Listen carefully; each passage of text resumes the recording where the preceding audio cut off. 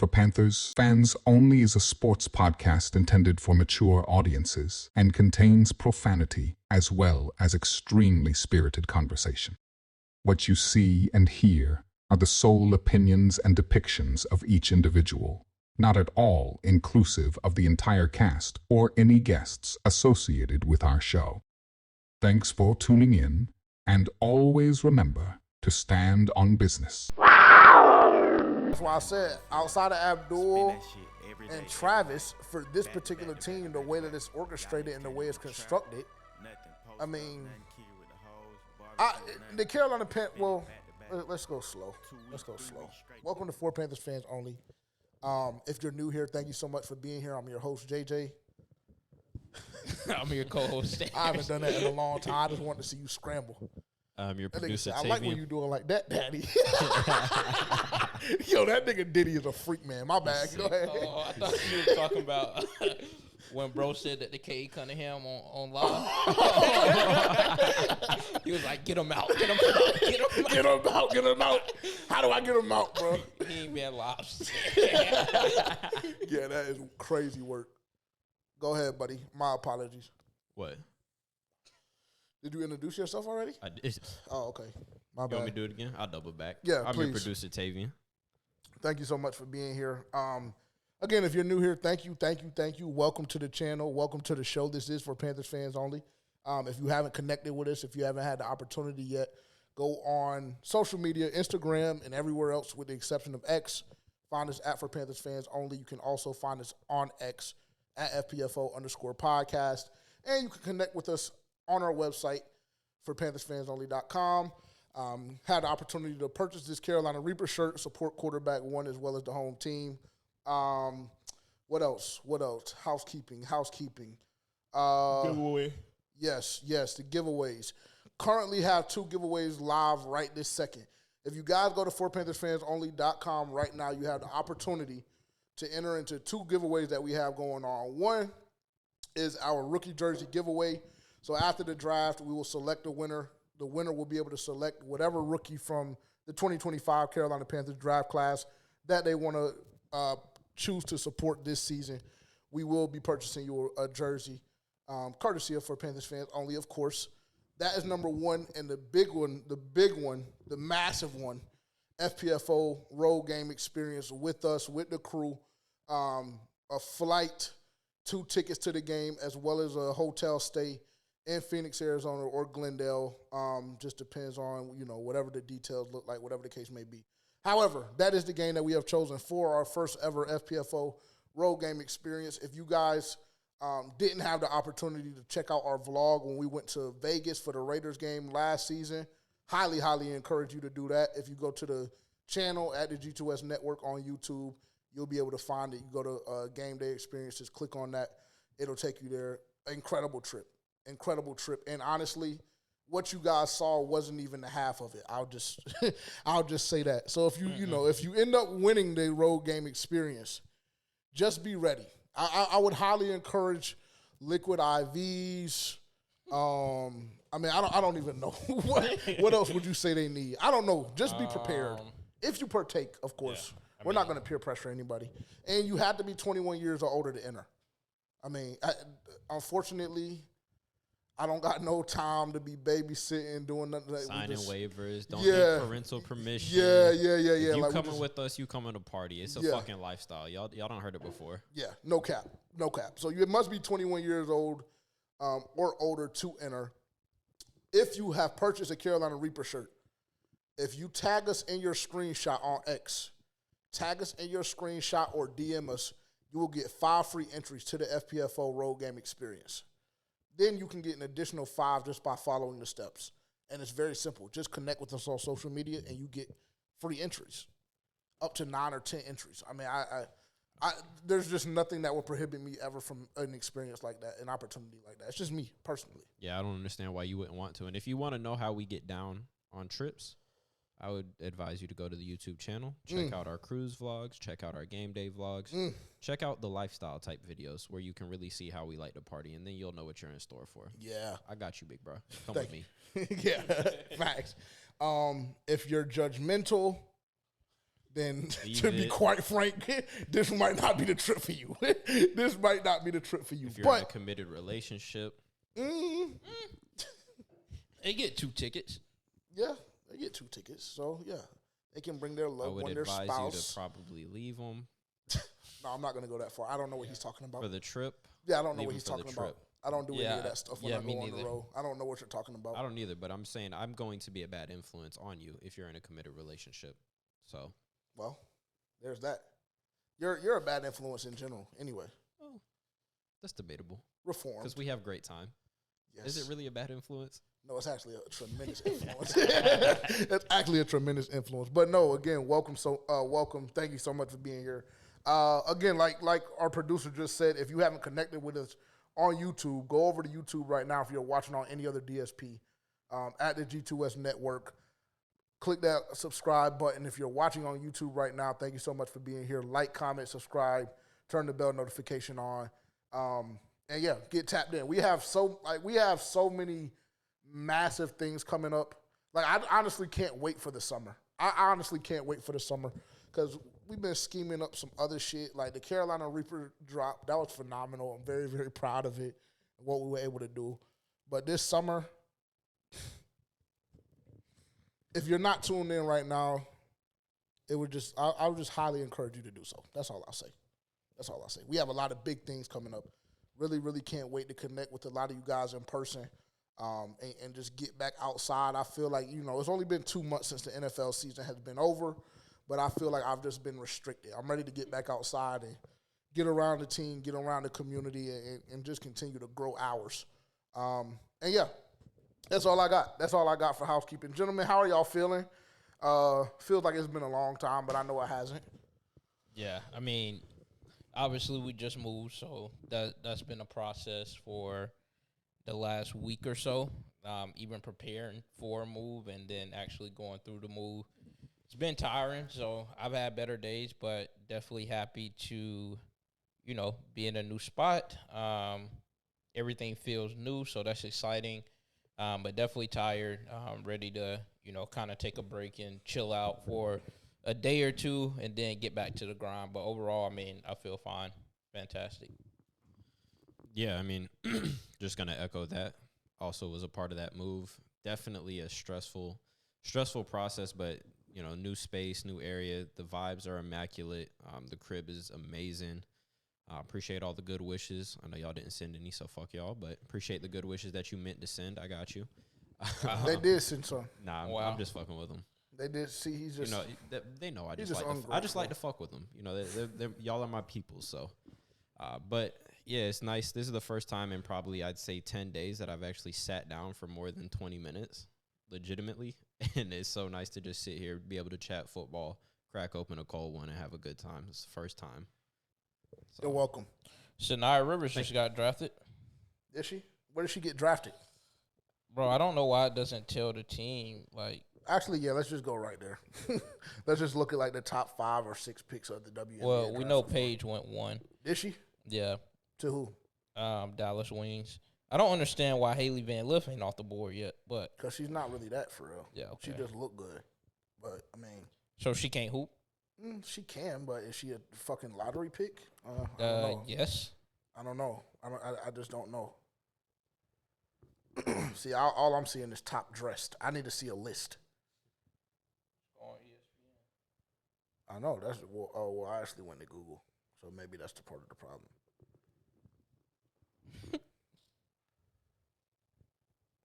I don't see it. If you find it before me, then Who? To see where she got drafted to? Connecticut Sun. Who? Suns. Shania Rivers. That who you're referring to? oh yeah, I was just talking about in general, like what has coming off. What's coming off the board? So it's Dominique Malonga. Paige France? went 1. Yeah, she's irrelevant. Girl from Notre Dame. The girl from USC went 4. Georgia Moore, she played at Kentucky. She went 6. Anisha Morrow from LSU. LSU, yeah. She went 7. And then Shania Rivers 8. They both went to whatchamacallit? You know who's in the Connecticut portal? Sun. I don't even know. If you Oh know her. yeah. Hold on. Is she in the portal? I know Hannah Delgado or whatever. She's in the portal. I'm Talking about Shorty from Farmville Central that went to ECU, Amaya, Mama. She's in the portal. Oh, really? Yeah, she's in the portal, and I heard that. Why? I heard Why? she I heard she about to get touched on. Why hasn't that been? I feel like that hasn't been. I haven't seen it's- it anywhere. She announced it on her Twitter page. She announced it on her Twitter and her Facebook and X and everything. I mean, Instagram and They're everything. just not going to be good next year. I mean, Who, the ECU girls? They weren't Oh, good this year. I thought you was talking about. We're talking about someone totally different. Zamira? Yeah, I thought you were talking about Zamira. Nah, I think Zamira ain't going nowhere. Sanaya just got drafted. Why would she go anywhere now? Yeah, I mean that's why I was saying like they're not going to be good. Oh yeah, no. They're gonna be all right because they got her. Year 2. Yeah, I mean I guess. I mean their coach dicked off by putting her on the bench in the tournament. The same shit with John Shire. Niggas really just don't be knowing how to coach. Don't want to put their dick on the line when it's time. When it's time to drop your nuts on your paycheck. You still Niggas on fold. about that? Yeah, I am absolutely. Yeah, he's a terrible coach for that. Not a terrible in that Terrible. situation. He was a terrible. Terrible is a stretch. In that situation, he was a terrible coach. That was a terrible stretch of coaching. Yes. Yes, The last 2.5 minutes. embarrassing actually. Yeah, very pathetic. Very, very pathetic. I'm not going to say he's a terrible coach just because I think he did a phenomenal job with the team we had this year. But, yeah, the last 2.5 minutes of this season is going to leave a bad taste in my mouth personally. What do you consider a phenomenal job? Because y'all had crazy talent up and Yeah, down the but roster. that doesn't mean shit. That doesn't mean shit. Well, We've seen a kinda lot of does. teams with crazy talent not be able to accomplish a lot of shit. It kind of means a lot. It kind of doesn't. It does. It kind of doesn't. Made his job a lot easier. I don't know And he if really I hasn't necessarily done agree with shit, that. since being the coach. Yeah, I don't agree with that at all. Actually, I mean, I'm pretty sure he has a lot of firsts on his belt. First coach to do this, first coach to do that, etc. He has a lot of shit, a lot of accolades on his body for sure. Now, if we're talking about the national tournament, then I mean, cool. He made an Elite 8 appearance and then he made a Final 4 appearance. So next year he's making a final appearance. I don't know. No, I don't believe so. I don't think because that I think team- that this is the best. Like I've stated multiple times, I believe that this was the best Duke team that we've ever seen in our lifetime by far. And honestly, if I go back in history, I don't think there's a more complete basketball team that Duke has ever seen in Durham ever. So yeah, I don't know because I mean, yeah, the Boozer twins are coming, and that's going to be phenomenal. The point guard isn't that. I'll go He's ahead and not say the it. biggest. Yeah, the biggest I one. damn near don't even know if the point guard will start. I'll be honest. Yeah, and I saw some Probably bad news that Isaiah Evans is already talking about transferring to NC State. Yeah, I think that he was either going to go on the draft or that he would transfer. Yeah, I mean, because a lot of niggas just aren't built for that, ain't built for the grind, honestly. That's all that told me, nigga. He's soft as fuck. Isaiah Evans is soft as fuck. You don't want to get better, you don't want to improve where we need you to improve, okay, fuck nigga, beat it. We don't give a fuck. What do you always say? What is your favorite saying when it comes to sports? Niggas always think they're bigger than the fucking program, right? Yeah, Fuck them. Go to state, go to Raleigh, cool. And we'll just proceed to put cock in you twice a year. 3 times if it's necessary when we see you in the ACC tournament. But, you know, this isn't a basketball podcast. But he's a bitch. Because, nigga, now we need you. Just develop this summer and we need you. And we'll make sure that you're a lottery. I mean, talking like that is probably why he don't want to stay. Because he's not cut for the moment, or it's my fault? It's my fault? The latter. Makes sense. Well, we're in a new place. So first things first, I will say this is not how it will look for the rest of the season, but for the time being, you know, give us some time to adjust and do what we need to do with the studio, like Tavian said. If the sound is a little off right now, I apologize. We'll fix that as well. Give us time. We're adjusting I feel like every year and 2 months, we end up having to make a move, and it's just like we don't say anything.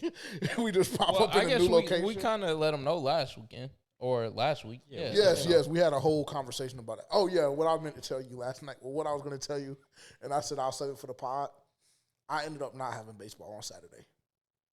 Yeah, I mean, we damn near already. You was already bullshit for that whole situation anyway. I wasn't, though, bro. I can't be that. It's not my fault that they canceled the games. I showed y'all my I'm schedule. talking about even before that. Even before that schedule even Picking up happened. the games. Yeah, you didn't have baseball on your schedule. As soon as we told I no, did. no, I told you didn't. every Right, no, weekend, you bro. didn't. Every weekend during baseball season, I got baseball. Simple. It's okay. I mean, oh my God, if only you knew. Where's my shit? I'm mad I took my bag off now. If only you knew what. Nigga, y'all paid some of it. Y'all fucked off because y'all were still moving shit after y'all dropped the bag that y'all did. Because I would have had all that shit packed up in boxes and said, hey, take this shit to the truck, meet me over here. Don't quite work like that. How many niggas, how many people helped y'all move? Only two. Two. Yeah, it wasn't. Just know, hey, listen, to anybody out there that's listening and thinking about moving anytime soon, just hire a regular moving company. Don't go through TaskRabbit. Don't try to cut corners. Just go through a regular moving company. So niggas got what they paid for, what I'm hearing. Rabbit. Niggas got what they paid for? The guys that we hired were fine. You know, they worked hard. They didn't stop. They kept, you know, they did a good job.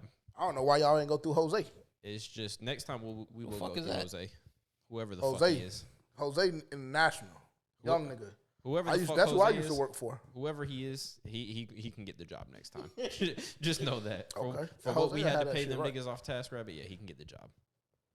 He a little more pricey though. No, he not. No, he not. No, he's not. No, he's not. How much they crack y'all for? Too much. I don't even want to disclose the number on here. Too much. Just know I wanted to. Yeah. Why? Yeah, they helped y'all. They did a lot of work. No, nigga. We'll talk about it afterwards. Did they moved everything out and then they came over here and they helped y'all move it in? Mm-hmm. How long did that take? 4.5 hours. Oh, well, so it seemed like, yeah, that's about to go on rate. No, it's you not. don't know what the fuck the You don't rate know what was. the rate was. I don't. Yeah. You don't want to know. I would like for you to tell me. Off the air. Yeah, I don't want to. Can you text it to me? I want to know on the camera. Way above what we thought it was gonna be. Yeah, because y'all told me a price last week, and I was just like, I mean, okay. Like, and that seems like a good price, right? that seems like a fucking phenomenal. Oh, hell. For 4.5 hours? Wait. Hold on. Let me do my math. Because he shorted it a little bit. He shorted it a little bit. Hell no. Yeah. Nigga. But that was they caught y'all. But the thing It was was TaskRabbit. it was because of the TaskRabbit fucking, I guess, programmer app. They charge an hourly rate too, which completely flew under the radar. And by the time when we added a second, because the nigga was like, yo, you know, we're going to, you know, can anybody help? And I'm like, motherfucker, if we're paying you, you got to move this shit yourself. and you know my back and is his fucked back up. is fucked off. So I'm like, I'm not going to fucking help you move that shit, like, you know, all day. So he was like, I'm going to have to add another person. It was like, cool, but didn't say that the other person had a charge with it. Yeah. That was never disclosed. And the other person had an hourly, so he had an hourly rate, the other person had an hourly rate, and TaskRabbit had an hourly rate. So Yeah. like They with cracked you, nigga. so They like cracked y'all. with the just the one person or just them two without TaskRabbit fees, it would have been relatively. It would have still been up there, but it would have been. It would have more, been in the price range that Yeah. we had, you know, planned on. It'd have But been more because of the doable. TaskRabbit fee hourly rate. That shit, because it was not only was it was 4.5 hours, but we got charged 7 because 2 people, so you get the hour for each person. Yeah. We would have been better off with a regular moving company. Yeah. Literally. Y'all No, would have been like better off with actually. Shockey, Jose. And they would have done it, and they Lot would of have moved fuckers. everything. Yeah. Jose would have, yeah. Yeah, He would have had y'all shit. He'll probably have everything done in 2 hours. No, the fuck I don't think so, but He would have had, I'm telling you. you ain't seen how much shit. And he we would have thrown- had, he you would have ain't seen how had much 3 or stuff we 4 thrown out. people. He would have had 3 or 4 people. He would have gave you Well, one yeah. flat rate. If it's 3 or 4 people, then yeah, it was Yeah. 2 people working. Me and Tavian, we did light stuff just because Just it's moved it like out the door. it's just like we fucking paying y'all. I'm not about to bust my ass carrying shit. Yeah, I used That's to hate what fuckers like y'all. That, nigga, that's what the fuck I'm paying. Did you need to read that price again? I feel you. You're right. You're absolutely right about that for sure. And honestly, that shit made me regret that we even touched the fucking box in the Yeah, first I place. swear to God. But if we didn't Actually, touch yeah. anything, It would have been. I was about to say it would have been more because they would have cracked y'all for 7 to 8 hours. yeah. Yeah. Good God, in the daytime. Yeah. Oh, I already told everybody that needed to know I'm getting movers when I move. Just make sure. And I'm going to just have to eat it, whatever it is. not that price. It won't be. Yeah. I'm going to just have to eat it. But it's going to be It'll two probably be separate. half It's of going to be that, two though. separate companies though, because I'm gonna get one to pack shit up and one to. Yeah. Then you might pay that price. I don't know. I don't think so. Yes, You'll you be will, around bro. there. If you're moving from there to there, you are. Oh, yeah. No, because I'm gonna get my own truck. I'm just gonna rent my own truck. So you're gonna. I'm gonna get people where I'm at right now to pack it, put it in the truck. That's gonna take a fucking hour and 15 minutes. And then people to unpack it and put it in the crib, or put it in the crib and unpack it. Yeah. So, but I mean, I just have be like to $20-$30 for a day. Well, you're driving far, so it'd be like 50, 80. I don't know. I mean, whatever it would be, it would just be okay. I'm not gonna lie. That is honestly one of the worst things that I hate in life is moving. Yeah, that shit. Like I'm not gonna lie. Like that's the last move that I made. I told myself, nigga, you're never doing this again without a mover. Especially if you're like going anywhere with stairs, with no elevator, and you're just moving shit up and down the stairs. It's just, it's not good. That shit is shot. Well, I mean, I guess we'll get into the podcast and get into what we have on the docket for y'all today, since y'all are here to talk Carolina Panthers football or listen to Carolina Panthers football and all the news and coverage of the team, etc. Here exclusively on For Panthers Fans Only, for PanthersFansOnly.com. All right, move it along, nigga. All right, let me check our questions first. Because I don't want to get in front of ourselves and get right into this. So let me go check this question real quick first. Let me ask my question first. Oh yeah, that's right. I was supposed to be coming to you anyway. Go ahead. All right. So with all of the speculation surrounding, everybody know what happened to Derek Carr, contemplating off-season surgery, could put him out for a substantial amount of time. So I'm sure, if you've been keeping up with NFL news, then you see like most people predicting Shedeur to go to the Saints at 9, right? Mm-hmm. Dion has even made some, he said some things via Twitter, quoting some tweets and things like that. You had a very hot take with the Saints last year. That was at one point you thought they were the best team in the NFL based on their first couple of games. Mm-hmm. How big of a threat do you think they will be to the Carolina Panthers should they draft Shedeur at 9 and he goes into the season as their starting or a quarterback with the weapons that they have around them, being that all of them are healthy? Chris Olave, Rashid Shaheed, Jawan Johnson, Alvin Kamara, guys like that. How big of a threat do you think they are to the Carolina Panthers and the NFC South in particular? And if all of those guys are healthy, I know you're high on Shedeur. I think you think he's a good quarterback. Okay. Well, he's serviceable. Yeah. All right. So based on that, do I believe? So then, before you even go any further, I'm going to ask you a question, and it's kind of rhetorical. Do I believe that Shedeur can outduel Bryce? And the answer is going to be fuck no. Well, also you want to add the context of it being Kellen Moore's system. Yes, they do have Kellen Moore. Now that would give me a little cause for pause, but I mean, I don't think that. I mean, I'll just be honest, just about my feelings regarding Shedeur. I think that he's, like I said, I think he's a serviceable quarterback. I don't think really that there's any quarterback right now in this draft that is gonna be able to catapult a franchise into being a threat at automatically being a playoff team. You think Jaden Daniels was that quarterback? I didn't personally, and I don't think a lot of other people did. Who came out with Jaden Daniels? What quarterbacks came out last year? Caleb Williams, Jaden Daniels, Spencer Rattler, Bo Nix, Michael Penix. Yeah.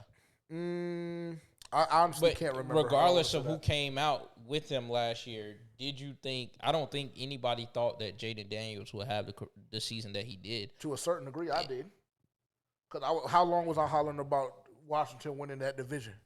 I mean, but I don't think that was solely based on the fact that Jaden Daniels. It was more so of like their defense, Dan Quinn. Yeah, it was about the team. I don't think. All of that being said, to answer your question directly, I don't. The Saints don't scare me, bro. Like, honestly, they don't scare me. I think that last year, I believe they showed us who they really are. Obviously, they dealt with a lot of injuries and stuff like that. Cool. I believe Shedeur, like I said, I believe he's a serviceable quarterback. I think he thrives in specific systems. I believe. What the hell are you looking at? Yeah, sorry. I don't know. It's a bug. It's a bug. That shit was just throwing me off, bro. I'm No, you're right, bro. Because he was like looking like he was damn near having a seizure, nigga. Like, are you okay? No, bro, it's just a bug. I just wanted to get it out because I don't need no shit in here. I don't even see it. Yeah, it's small. It was like really hard to notice, but then I kept seeing something move. Is he all right? Are you delirious? I think it's right. Yeah, I mean it's really small, bro. Like y'all. Oh, okay. I think can see is it there? Yeah, it's Yeah. Speck moving. I just don't.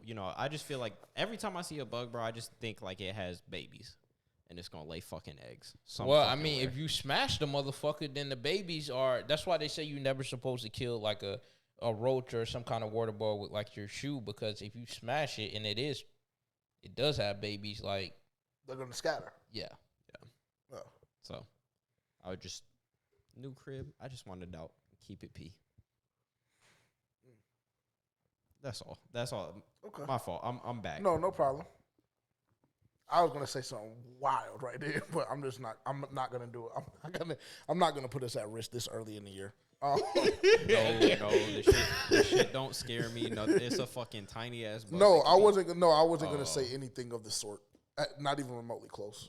But yeah, no. The Saints, if they draft Shedeur, okay. So let me ask you a question, a counter question. Would you be willing to trade with the Saints? Make them come up a pick? I will almost, if I'm the Carolina Panthers, I will almost drop my dick and literally tell them, y'all want Shedeur? Okay, no problem. Y'all have to come through us. And as a matter of fact, we're not going to give you the pick. We're going to draft Shedeur ourselves. Or that's too much. No, that's entirely too much. That's too much. That's dumb as hell. That's not even feasible. That's oh, no, it is. It's very feasible. It's very feasible. It's very feasible. Shedeur at 9? Yeah. Nigga, we will fucking... No, we would at 8. The internet would would get canceled. Yeah. No, yeah, we would. Yeah, we would get canceled. I would make sure myself that we got canceled. For sure. We would get canceled. Yeah, I'm not going to lie. It would be over with. That is a conversation that I would have with the Saints. Like, hey, because they know we're not going to take Shedeur. Yeah, they definitely do. I mean, so it's almost so like they wouldn't need to move up. Yeah, they wouldn't even really necessarily need to move up. It's nothing wrong with playing with their minds. Yeah, because it's nothing to leak. It's nothing to send a text message to somebody and say, put this out on X. The same way with bitch ass Milton Williams. Yeah, precisely. Cool.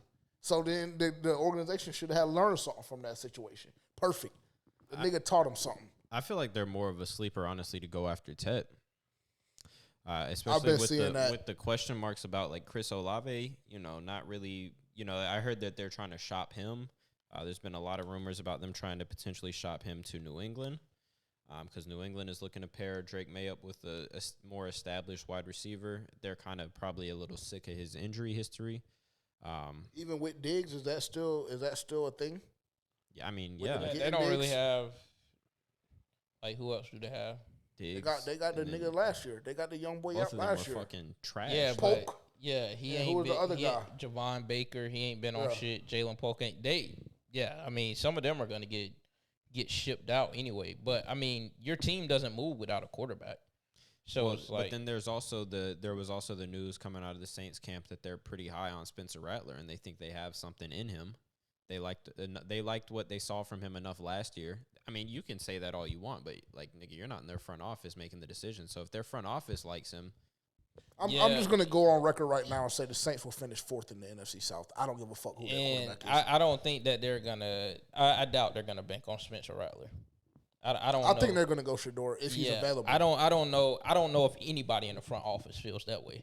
You said I'm not in the front office. I just damn near find it hard to believe anybody in that bitch feels that way, especially with Shedeur dropping that far down the board. Yeah, I mean that's fair. Who is even in? Let me go look at the board, bro. Because I mean it is time, right? What are we, 2 weeks away? Oh, speaking of that, we're gonna be doing a live stream. Maybe just for the first round. Yeah, it would be hard to do because when are the other rounds? The following days. The following days. So Thursday, Friday, Saturday. And they happen in the middle of the day, right? Yeah, I think on Saturday it does. But does. I mean, honestly, the stream will really pop. The stream will really pop on day 2. Because I'm pretty sure that's the day that we have like fucking 7 picks, if I'm not mistaken, or 6 picks or something like that. But we're definitely gonna do something for the first round since we're top 10. Now, if we move back, then I actually genuinely do believe that we move back. And we're going to have that conversation and dive a little bit deeper into that as well here in just a second. But I want to see what the draft order is because I don't know it off the top of my head. What do you mean? Like where teams are picking? Yes. Tennessee. Like I want to know what the first 7 Cleveland, picks are. Tennessee, Cleveland. It's okay. I'm about to pull 3? it up. Patriots. Patriots are They're at not 4. 3. Giants are at 3. Giants. Tennessee, Cleveland, Giants, Patriots, Jags, Raiders, Jets, Panthers. I don't know if Shedeur will be available, bro. Didn't we talk about that last week about him potentially going to Vegas? And who the fuck is the Jets quarterback? Justin Fields. Okay, that's right. Yeah, I mean, we did talk about the possibility of him going to Vegas. That's when you dismissed the fact Maybe that Tom Brady was his mentor and trainer. Yeah, because you were trying to tell me that Shedeur was a better prospect than fucking Genty, and I was just like, why the fuck would I that did be not. the case? No. Actually, that's how that conversation went. That's exactly how that conversation went. That shit was. I said it would be more. I said the Raiders would be more likely to draft Shedeur because they do need a quarterback, and you said they got Geno. Yeah, they have Geno with Pete Carroll. Yeah. Well, how did you just try to make the argument that the Saints would bank on Spencer Rattler? What do you mean? How? That's what they said. That was from the Saints front office. I'm not saying that was last year though, wasn't it? What I said? Yeah, I said about Spencer Rattler. Yeah, that was last year. Yeah. And then he got his dick put in the dirt this past season. I mean, that so was like, a fucking. Yeah, I mean, we all make bad takes. We all have bad takes. Yeah, and That you was was a the bad one. take. You was the one. Yeah, you was the one that said Spencer Rattler that. throat fuck him. I mean, it was embarrassing. That It was Spencer Rattler sad, would be bro. the best QB prospect out of that draft. Yeah, it was. You You said made we had a that. chance. No, I said nigga. no, nigga. nigga. You That made was that the deal that you created was my and hot died take. on. It was my hot You take. made All that right, statement. it was a and hot that's take why for you a just reason. tried to get that bullshit off about their front office because I just damn near need to see that is in writing. Yeah, because I just he don't. got his dick. Like I said, he got his dick put in the dirt last season, And bro. I It was think bad. Based off his last couple games, I don't know anybody in that front office who would say, "Yeah, we're gonna roll with Spencer Rattler." And if they do, they need to be fucking fired. I mean, the simple fact of the matter is, bro, this is what I genuinely believe as it pertains to the Carolina Panthers. For one, to answer your question, because I like the way that you started it, I don't think that even if they do draft Shedeur, I think he's a good quarterback. I wish him nothing but success, unless he goes in division, of course. But even if he does go to the Saints, I don't believe that it changes anything as it pertains to the grand scheme of things for the division. I still genuinely believe that the Saints finish 4th. I don't think that as an overall team, the Saints are better than Atlanta because Atlanta made some good pickups this offseason. The Saints did too, which I'll give them credit for. But they're not Atlanta. They're not beating Atlanta twice. They're just simply not doing it.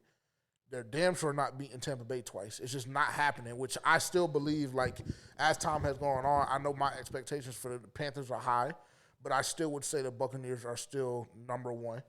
Preseason number 1 to win the NFC South.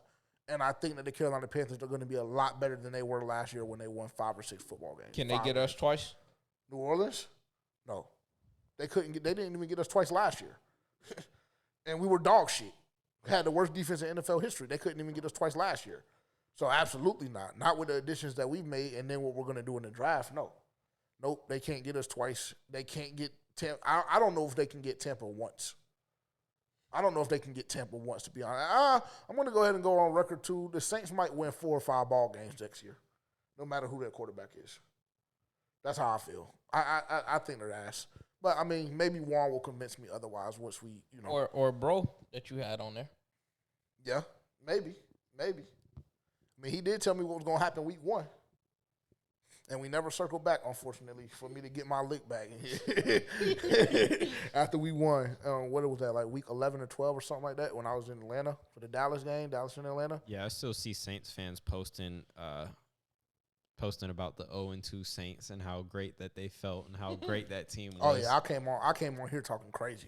Yeah, I thought they were Super Bowl bound. 2-0 Saints. My fault. 2-0, not 0-2. Yeah, I thought they were Super Bowl bound. But, boy, was I fucking sadly mistaken. I forgot who their quarterback was. You and all the Saints fans. Yeah, I mean, you made comments off of, like, emotion a lot, way too much. And it's just like... Were they putting dick in niggas yes or no? For 2 weeks.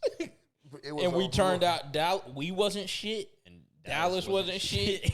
So yeah, cool. Yeah, they beat two bad teams bad. That's what the fuck you supposed to do. And then they put a lot of plays on tape, and then people started figuring out Kubiak's little scheme or whoever their coach is. Yeah, and they were gassed up off that nigga too. It was raps. Pack it up, send it home, send it back to NOLA. Let's have the actual conversation about how far you're willing, because I think that we touched on it a little bit last week, but I want to dive a little bit deeper into it. This past week on Twitter, like, you know, it was a big thing that the Pittsburgh Steelers are high on Shedeur, right? We just had a conversation about Shedeur. And if the Steelers are as high on Shedeur that the rumors are saying they are, and you have the Saints sitting at 9, right, it would only make logical sense for the Steelers, if they're that high, thinking that he's going to be the franchise guy, for them to trade with us to move up at 8. And I think, if I'm not mistaken, they're sitting at 21. Yep, they are. The Pittsburgh Steelers are sitting at 21. Would you be willing to make that deal?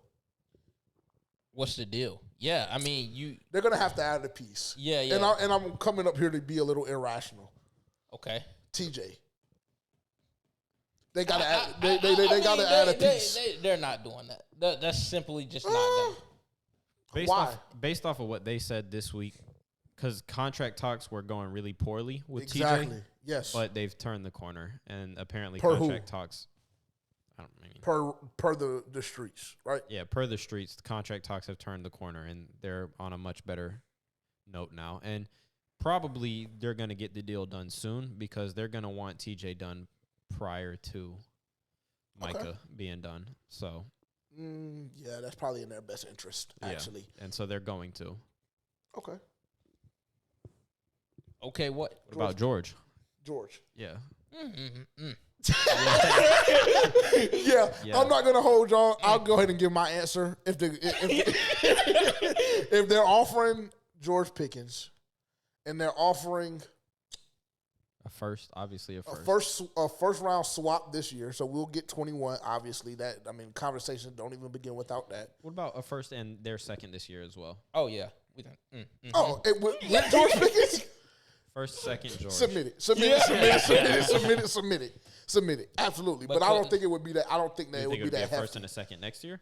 I think that it would be a third, fourth, or fifth this year to go along, if we're talking about Pickens, to go along with Pickens, the first round swap, and then maybe a second next year.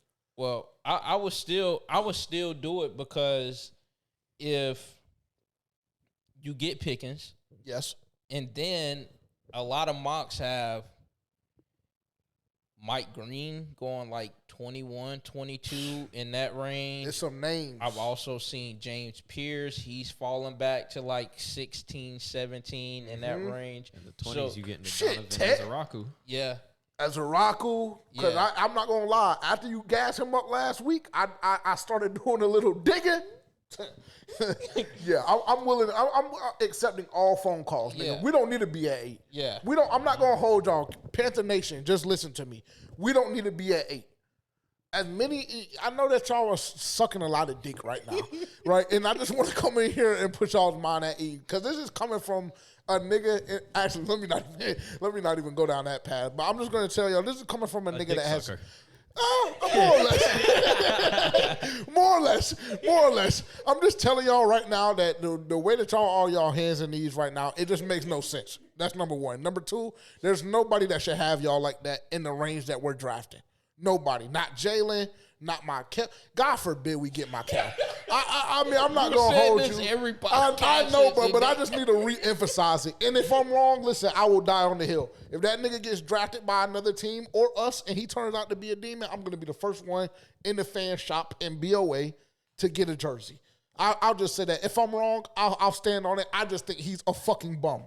So the way that y'all on y'all hands and knees behind Jalen, Michael, Mason, newsflash, Mason is not going to be there. Hate to tell y'all. It's just not going to happen. He's not. And if he is, cool. Maybe the trade talks, we slow him down for a second, we have a conversation, and then we still decide to trade back. There's nobody at all in our range, based on what the mocks are telling us, that we should be willing to just sit at 8 for. Because this draft, like my producer said last week, it's a yeah-but draft. It's a yeah, but draft. Everybody has their pros and cons. It's not. It's just nasty, really. This draft is ass. It is very defense heavy. I will say that there are a lot of pass rushers. There are a lot of serviceable cornerbacks. I believe that we'll be able to garner a lot of depth in that particular room this draft. I think that if we want to go 2 or 3 pass rushers, and that's the approach we take, I think we can do that. Defensively, there's a lot of things that you can do, but there's really no game breakers in this draft. There's just simply not. Just simply not, bro. Like, I hate to tell y'all, but that's just the reality of this shit. Travis Abdul-Genty. And we had the conversation about Genty last week, right? And I know that as well as my co-host, y'all would absolutely hate if the Carolina Panthers decide to make that decision at 8. And just based on team needs and things like that, it just doesn't really make logical sense for us to make that decision. So outside of those 3, those are the 3 guys that I have being like absolute game breakers.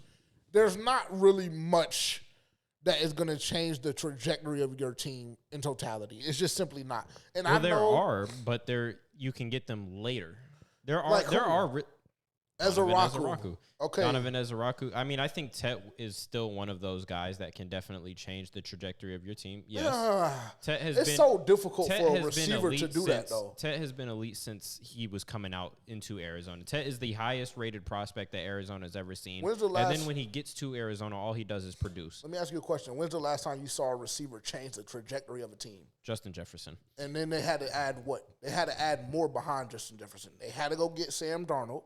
And then they had to go get Jordan Addison. Oh, yeah. And then they had to go get Not really. The running back. They had Kirk Cousins, and he was consistently getting them to the playoffs. Kirk Cousins ain't been shit in the playoffs.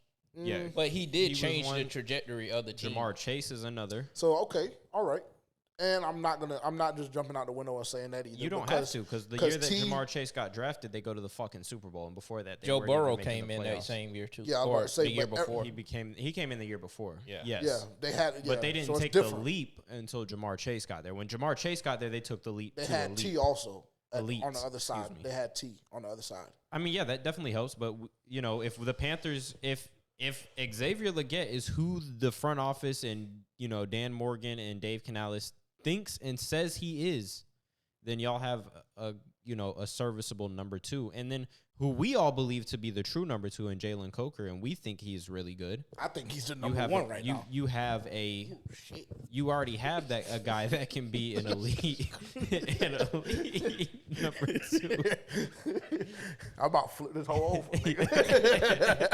I'm used to the carpet, nigga. It don't got that much slide on it. Bro, these chairs don't even lean back the way they did on the carpet. Oh, God, they don't. Because every time you lean back, them shit start rolling forward. Yeah. I can't lean back at all. Yeah. But you have that. You have elite pass rushers in this draft class. You have really solid, interior defensive linemen. Game breakers. You have You have 3. You have Travis Abdul-Ashton. That's it. I think this... in the top 10. It's a but draft, but I think but you do have a lot of surprises as well, but they'll be a little bit later. They're guys that might be flying a little bit under the radar. And as we get into the conversation about particular prospects that we're looking at, I have a few that I have my eyes on that I think would be really, really good fits within the Carolina offense. So with that being said, these are all guys that you can get from it's a fucking gnat. 15 to about. I mean, your eyes are just impeccable. If you saw a gnat on the fucking, because I just saw it flying. It's not there anymore. No, it moved over there, but I just saw it flying around, and I was like, yeah, it's a fucking gnat. Oh, good. Yeah, you can get any one of those guys that you're referencing from 15 to 28. Absolutely. That's why I'm not saying that you shouldn't trade down. I think it is a great idea to trade down because of the level of prospect that you can get. So, I think where Carolina is at 8, I think you're at the very bottom tier of the elite prospects. Like, you're at the end of the elite game breakers that you're speaking of. But you're at the start of the really good prospects. But I think the really good prospects list is so deep in this class because everybody's kind of muddled in that middle. Like, whereas in years past, you can clearly see a distinction between rounds 1, 2, 3, 4, 5, day 1, day 2, day 3 prospects. This year, it's kind of like a day 3 prospect. You could make the argument for them to be a high-end day 2 prospect. and vice versa. You can make the argument that some day one prospects probably shouldn't be getting drafted until round 3, a la Amon Warrior from South Carolina. Really good traits, really good everything else, but the film would suggest he's more of a day. Bullshit. The film would suggest He hates him. Yeah, sorry. The film would suggest he's more of a day 3 pick, and I think that's where his range. Like, I do think he's a 3. Mykel Williams is a 3rd rounder. He is a solid 3. He's a solid. You're gonna get canceled for that take. But go ahead. But it is y'all can do whatever y'all want. Y'all can cancel me, whatever. Mykel Williams is a solid 3rd round prospect. The fact that he's all the way up at fucking the top 10 is absolutely insane. So you have shit like this because there's a kid out of UCLA, edge rusher. I think he's better than Mykel Williams, but he has a 3rd round grade on everybody's big board. Mykel Williams is ass. So I agree with that. Now him being a 3rd rounder, I think that's blasphemous. Dylan, just make sure you got the camera right. No, well, they can't, nigga, put the fucking edit and put the highlights and do whatever you need to do. Don't put it on me or Terrence, because we didn't say that. Mykel Williams is ass. I will agree. He's not a 3rd rounder. I think so. He's not what Panthers fans have gassed him up to be. Specifically Dunk. I honestly blame Dunk for a lot of this bullshit. Dunk, I blame you for a lot of this shit as it pertains to Mykel Williams, bro, because you were, like, honestly the first person that I saw riding that train, and I just don't see it. And I watched your video. Great content. Very insightful and informative. He's dog shit. Yeah. I'm not gonna lie. Mykel Williams is not good, and like if the Panthers draft him, that would be very disappointing and underwhelming. If the Cowboys draft him, I'm jumping off the balcony because I hate Mykel Williams as a prospect. Like again, I think he's a day 3 guy. Like I think I think Mykel Williams is going to get to the NFL and he's going to be at best good. He's going to be at best good. At best, not top 10 worthy. He's going to be at best a number 2 edge. I think his ceiling is a number 2 edge rusher, opposite of an elite edge rusher. Isaiah Simmons, yes or no? Just very, very quick. What do you mean, Isaiah Simmons? Rumors that he's still. Obviously he's still on the market. Yeah, I would get him. Okay, cool. You don't have shit else at linebacker. I think so. I like Isaiah Simmons. And he was on my list of one of the free agents that we should target. But then again, actually, I'm going to say no because EJ doesn't know how to use tweeners. He doesn't know how to use guys that are Swiss Army knives. Well, we need him to be gone. We needed him to be gone yesterday. No, my whole thing is if that's the case, then Jalen Walker, that conversation has to stop too, because that's what Jalen Walker is. He's not a true. If I give my Jalen Walker take, then we're really. People are going to challenge the validity of the podcast then too, because I don't really like. I don't like Jalen Walker like that either. He's very average. He's just very average to me. So none of the names that you guys have been seeing like surrounding the Carolina Panthers would make you stay at 8. Are we all in agreement on that? Or all in agreement, rather? I think. I think so. I think so. Unless it's Mason. How do y'all feel about Mason? I already said that a long time ago. Can you say it again just to jog my memory? Because I honestly don't remember. I don't think with the depth of the defensive line that we made this year in the offseason, I don't think that there's a big need for him, especially not at 8.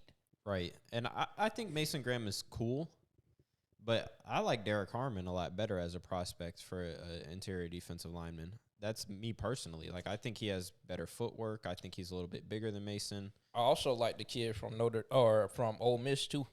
Why am I blanking on his name? Yes. Yeah. Because both of them side by side. Yeah. The D tackle and the DN from Ole Miss, demons. Just fucking demons. I got it, because I know exactly who his name is. Is it something Nolan? No, yeah, Walter Nolan. Thank you. Yeah, Walter Nolan. Yeah. So, and that's a guy that you can get in the teens and 20s, correct? Yeah. Walter Nolan is one of those ones that's, as the draft has come up on us, his name is starting to rise on. I just seen he's the number 3 prospect at that position, so I'm assuming Edge? behind. What is the prospect? He's a D tackle. Walter Nolan is a D tackle. So behind Mason Graham and I don't know who else he would be behind. I think it's Mason Graham and the other kid out of Michigan, if I'm not mistaken. I don't know. The other tackle out of Michigan. What's his name? There's a cornerback that I see a lot of people high on from Ole Miss. Prince. What is his name? Prince. They're probably screaming at us in the chat. It's not live. It's pre-recorded. Relax. No, that's not him. That's not the nigga I'm looking for. Oh, hell. 1 second. Haley Van Lith got drafted to Chicago. So her, Angel Reese, and Cardosa. Princely. No. You're Princely is you're talking about Trey Amos. Trey Amos is the cornerback from. I'm talking about Princely, whatever. Yeah, but he's What not a position? cornerback. He's not a corner. Princely What? is a D end. Yeah, Princely, that's the nigga that they've been gassing. Umanan, Yeah, Where's he- they've where been did he- sucking him off. Where did he play? Ole Miss. Old Miss. He's Yeah, not he- a corner. he- He he's- is an edge. They've been Is gassing he number 2? He's the D end. Yeah, he's nice. I mean, but you can get him back. Yeah, well, that's what a lot of Panthers fans are And saying. the other Trade thing with, back again. but I will say with Walter Nolan, he's a little bit inconsistent. He's strong. Like if you watch his tape, he'll forklift some people now. He played in the SEC. He'll damn sure do that. Grown But man football. He's a little Yeah. bit. He's a little bit inconsistent. There's definitely he does leave a lot of meat on the bone at times, and that's kind of something that you want to see a little bit more of from a upper end. If you get him learning from Derek Brown, I mean, that ain't nothing we can't fix. Derek Brown and Ashawn. Yeah, And that Turk. Yeah, that Yeah. ain't nothing we can't fix. We'll get him right over the summer. Even though I don't want to go D tackle, but I'm saying like if you know. if Well, that's a- since we're having this conversation, what 3 prospects? It doesn't have to be at 8. It doesn't have to be. Just give me 3 prospects from both of you guys because we've kind of teased this for the past 2 weeks. Yep. 3 prospects that fit the Carolina Panthers the best, whether it be rounds 1, 2, 3, 4, 5. Just give me 3 guys that y'all are really, really high on for the way that this team is developed and created right now that will help significantly. Yeah. Honestly, it was hard for me to pick just 3. But I'm gonna give just 3. But it was hard for me to pick 3 just because I think the positions that we're in, like we had the pick of the litter, in my opinion. And so 1, I think it's Ted, obviously. He's my number 1 player. If we're sitting at 8 or if we're trading back a couple positions, I think Ted has to be in that conversation because I've said this multiple times. I don't think XL is that guy right now. And honestly, I'm not sure if he will ever be that guy. I'm kind of getting a little bit of, I haven't said this publicly, I'm kind of getting a little bit of Kelvin Benjamin vibes. Stop. Okay. Cool. Well, I mean, that, so Because for one, it's disrespectful in both ways. okay. It's disrespectful as fuck because Kelvin Benjamin, His first year was a demon. Not just his first year. He had like 2 or 3 seasons where he went for over a man. He had like 2 or 3 seasons. So, and I've been seeing that on X a lot too. So that's And I don't number one. even be on X, so So that was just off the yeah, top. that was just off the top. I've been seeing that. I can't let niggas get that off. Not yet. Because to be honest, XL ain't showed me that he's the caliber receiver that Kelvin Benjamin was. So He hasn't. if he's not even that, then That's a very then- Bad news. yeah, I try to shoot the nigga some bail then. So if he ain't that, then we got to have a deeper, darker conversation. But that's why I think, Tet is in the play if we're drafting in the first round. I also think Mike Green, I mean, he has 17 sacks. I know that's at Marshall, but you can't really beat that.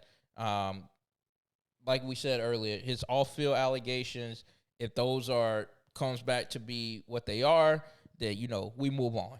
But, I mean, if he beats those are not true, then you really got to look at Mike Green at that edge position because I think that he's someone that we need edge work. Like, we just have a lot of guys. We do. And I think he has the potential to not be just a guy. And he can really change this defense. Hopefully, he might be able to save EJ's job, even though I think he need to be gone anyway. But I mean, off of that, and then I'll come right back to you. Make or break year for EJ this year. yeah, I just want to go ahead and put that on 100%. record. We had the conversation last week, and I saw a lot of y'all in the comments eating me up. I understand. I understand that I'm a little bit more patient as it pertains to shit like that. I get it. Make or break year for EJ this year. Like, we put the money up last week. Like, for me personally, that is just simply betting on EJ's job or not. If the nigga doesn't finish top 15 with what we've given him and the hyper focus we've paid attention to or have given this offseason and free agency, he has to be shipped. He has to be chopped. So, coming right back to you, like I said. Yeah, and the next name's going to surprise a lot. Probably not to y'all here, but he's projected to go second round, corner out of ECU, Sharon Rebel. Yep. He's on my list as well. Yeah, he was one of the best corners in the nation before his injury. Go do your research if you don't know who he is. In that App State game we went to watch, I think he cribbed one, and then he caught another one. So, I mean, he is really a demon. I think that if you can address needs like, the edge or either receiver with your first pick, I wouldn't be mad taking him with your second pick. And not for nothing, he was actually, before he tore his ACL, I think he was projected to go like top 15. Yeah, he was going to go in the first round. Yeah, easy. Yeah, for sure. And he still could potentially go top in the first round. Yeah. And if you cut on any ECU film, you're going to see 28 making play. If this year, you're going to see 28 making plays. Yeah. That's the only person on ECU's defense that was ever consistently really making plays. Yeah. He is like that. And so I'm very high on him. So, yeah, those are my three. And I don't think that's coming. I mean, as y'all know, we all went to ECU for a time or another.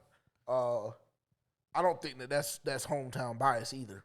No. To be quite frank, I just think that nigga is a demon. And it lines up perfect with the position that you're picking in, because you have round 2 pick 57 or something like that. He's projected to go around 54, 53, something like that. So I'm actually surprised to hear you say that name, just simply based on the fact of what happened with Jonathan Brooks. Because I thought that I was going to say that name and you were going to be like, no. Like, I thought you were going to tweak when I said that name, actually. Just because we just saw it literally play out with Jonathan Brooks in the second round. So that's the only reason why, for me personally, I'm kind of hesitant on him. I would also be hesitant because it is hard for a DB specifically coming off of a torn ACL. You really got to have faith in that, being able to get in and out of your breaks. I think it's what I seen from Stephon Diggs this weekend, 5 months afterwards, I think the 23, 24-year-old nigga will be A-okay. And I think it's a little different when you obviously needed to address the position very, very, very badly, and you just went the complete opposite way. Like, nigga, you really, really needed a cornerback, and you said, fuck it. Chuba just had a crazy year. We're going to go get a running back. And that's fair. That made the decision even worse. The circumstances around it are much different. Yeah. And you have time to give him – you have the bodies to give him more time to recover. Like, you need a corner, but, like, I'm pretty sure the front office and a lot of the fan base will be okay drafting a corner back, like, kind of back half of the draft. Okay. That's fair. Would you like to go next? Yeah, I think a couple of our names are going to be the same just based on team needs and stuff like that. But I think that you'll probably have the more well-versed, I guess, maybe. I don't know. Yeah, I think so when I look at the prospect list for wide receiver this year, it's not deep. It's not deep. You have, like,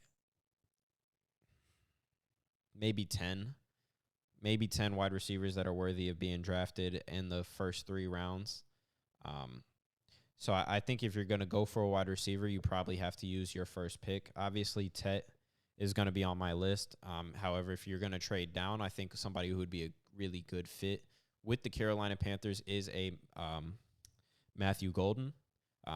Obviously, one of the faster wide receivers coming out in this year's draft, can really give you that, slot sort of guy to take over from Adam Thielen, gives you more speed in that slot position. And then another prospect that I'm looking at for wide receivers specifically that I see like later, maybe like day 3, potentially end of day 2, that I think would be a really good fit that I haven't really seen too many people talk about and is kind of flying under the radar for his talent level is Jimmy Horn.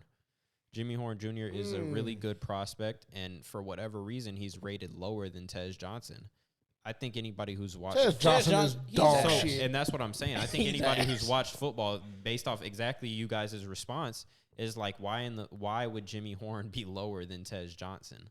Right? It doesn't really make too much sense. So he's kind of flying under the radar here. So you got a chance to get a really good prospect, a true slot receiver, because Jimmy Horn's only about 5'8".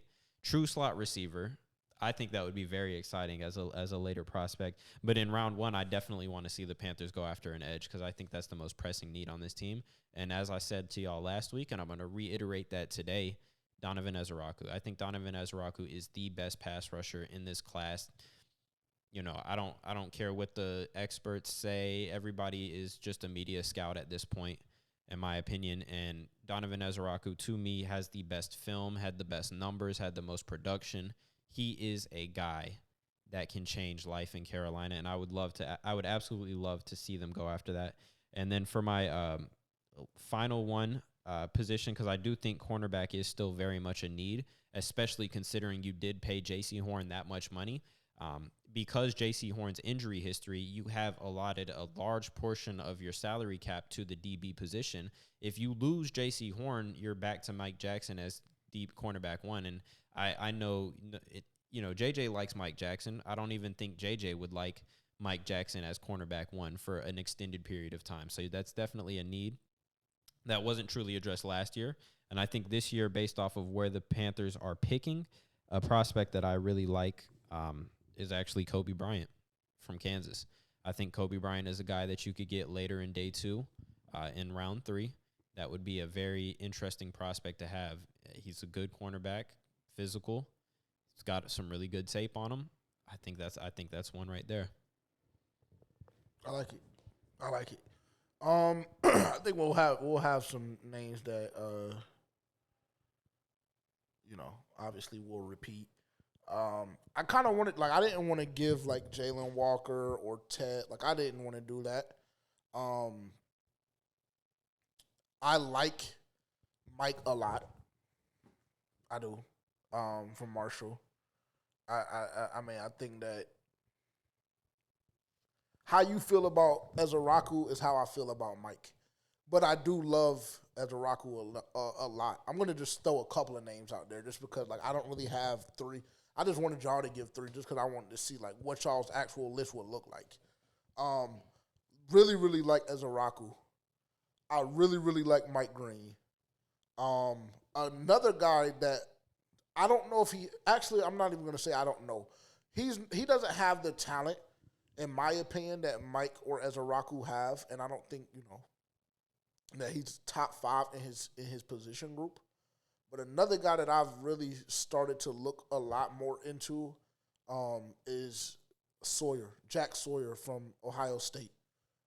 His motor is fucking incredible. And, I 2 or 3 weeks ago, I did an appearance with Dez, and, I said, motor is just something that you can't really, really grade a prospect on, just because it's sure, it's an intangible. It is what it is. Whatever.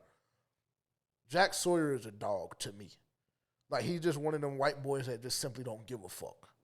Right? And I think that to me is really part of the problem with the Carolina Panthers. Just too many clean cut, by the book, this is how we do.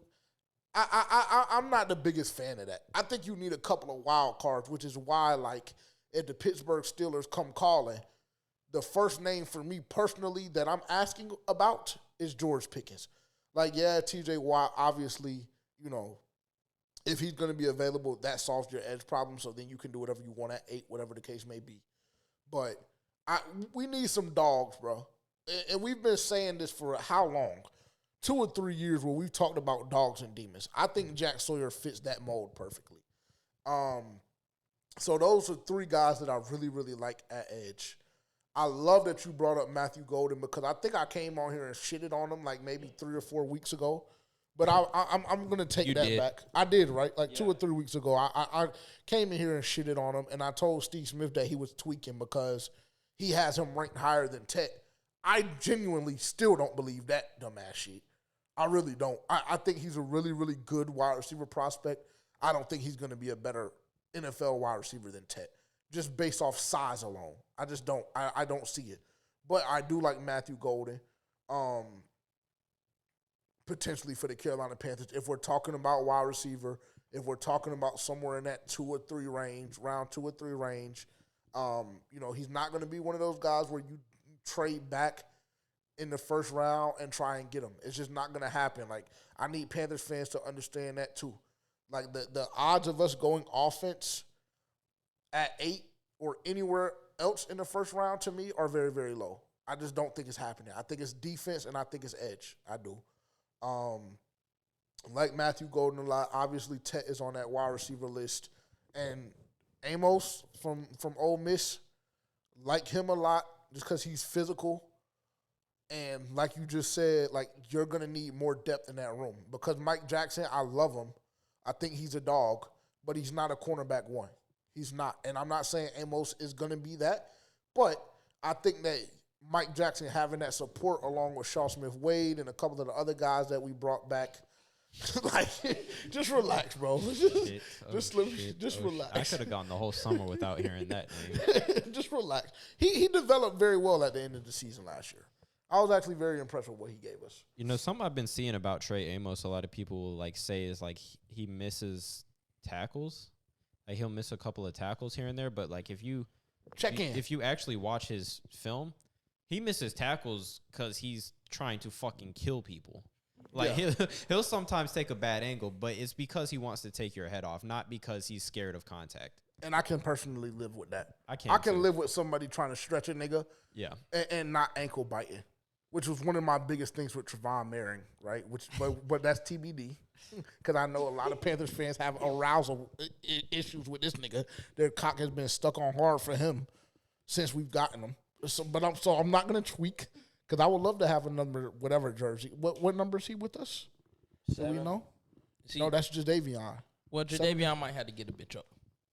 Now, realistically, imagine Trevon Moehrig coming to Jadeveon saying, I need number 7. I can imagine it. Okay, cool, no problem. 750. No problem, 750. I know that you have it. I saw the contract you just signed. Perfect. But no, I like Amos at a cornerback. nigga that's been a part of the worst defense in history.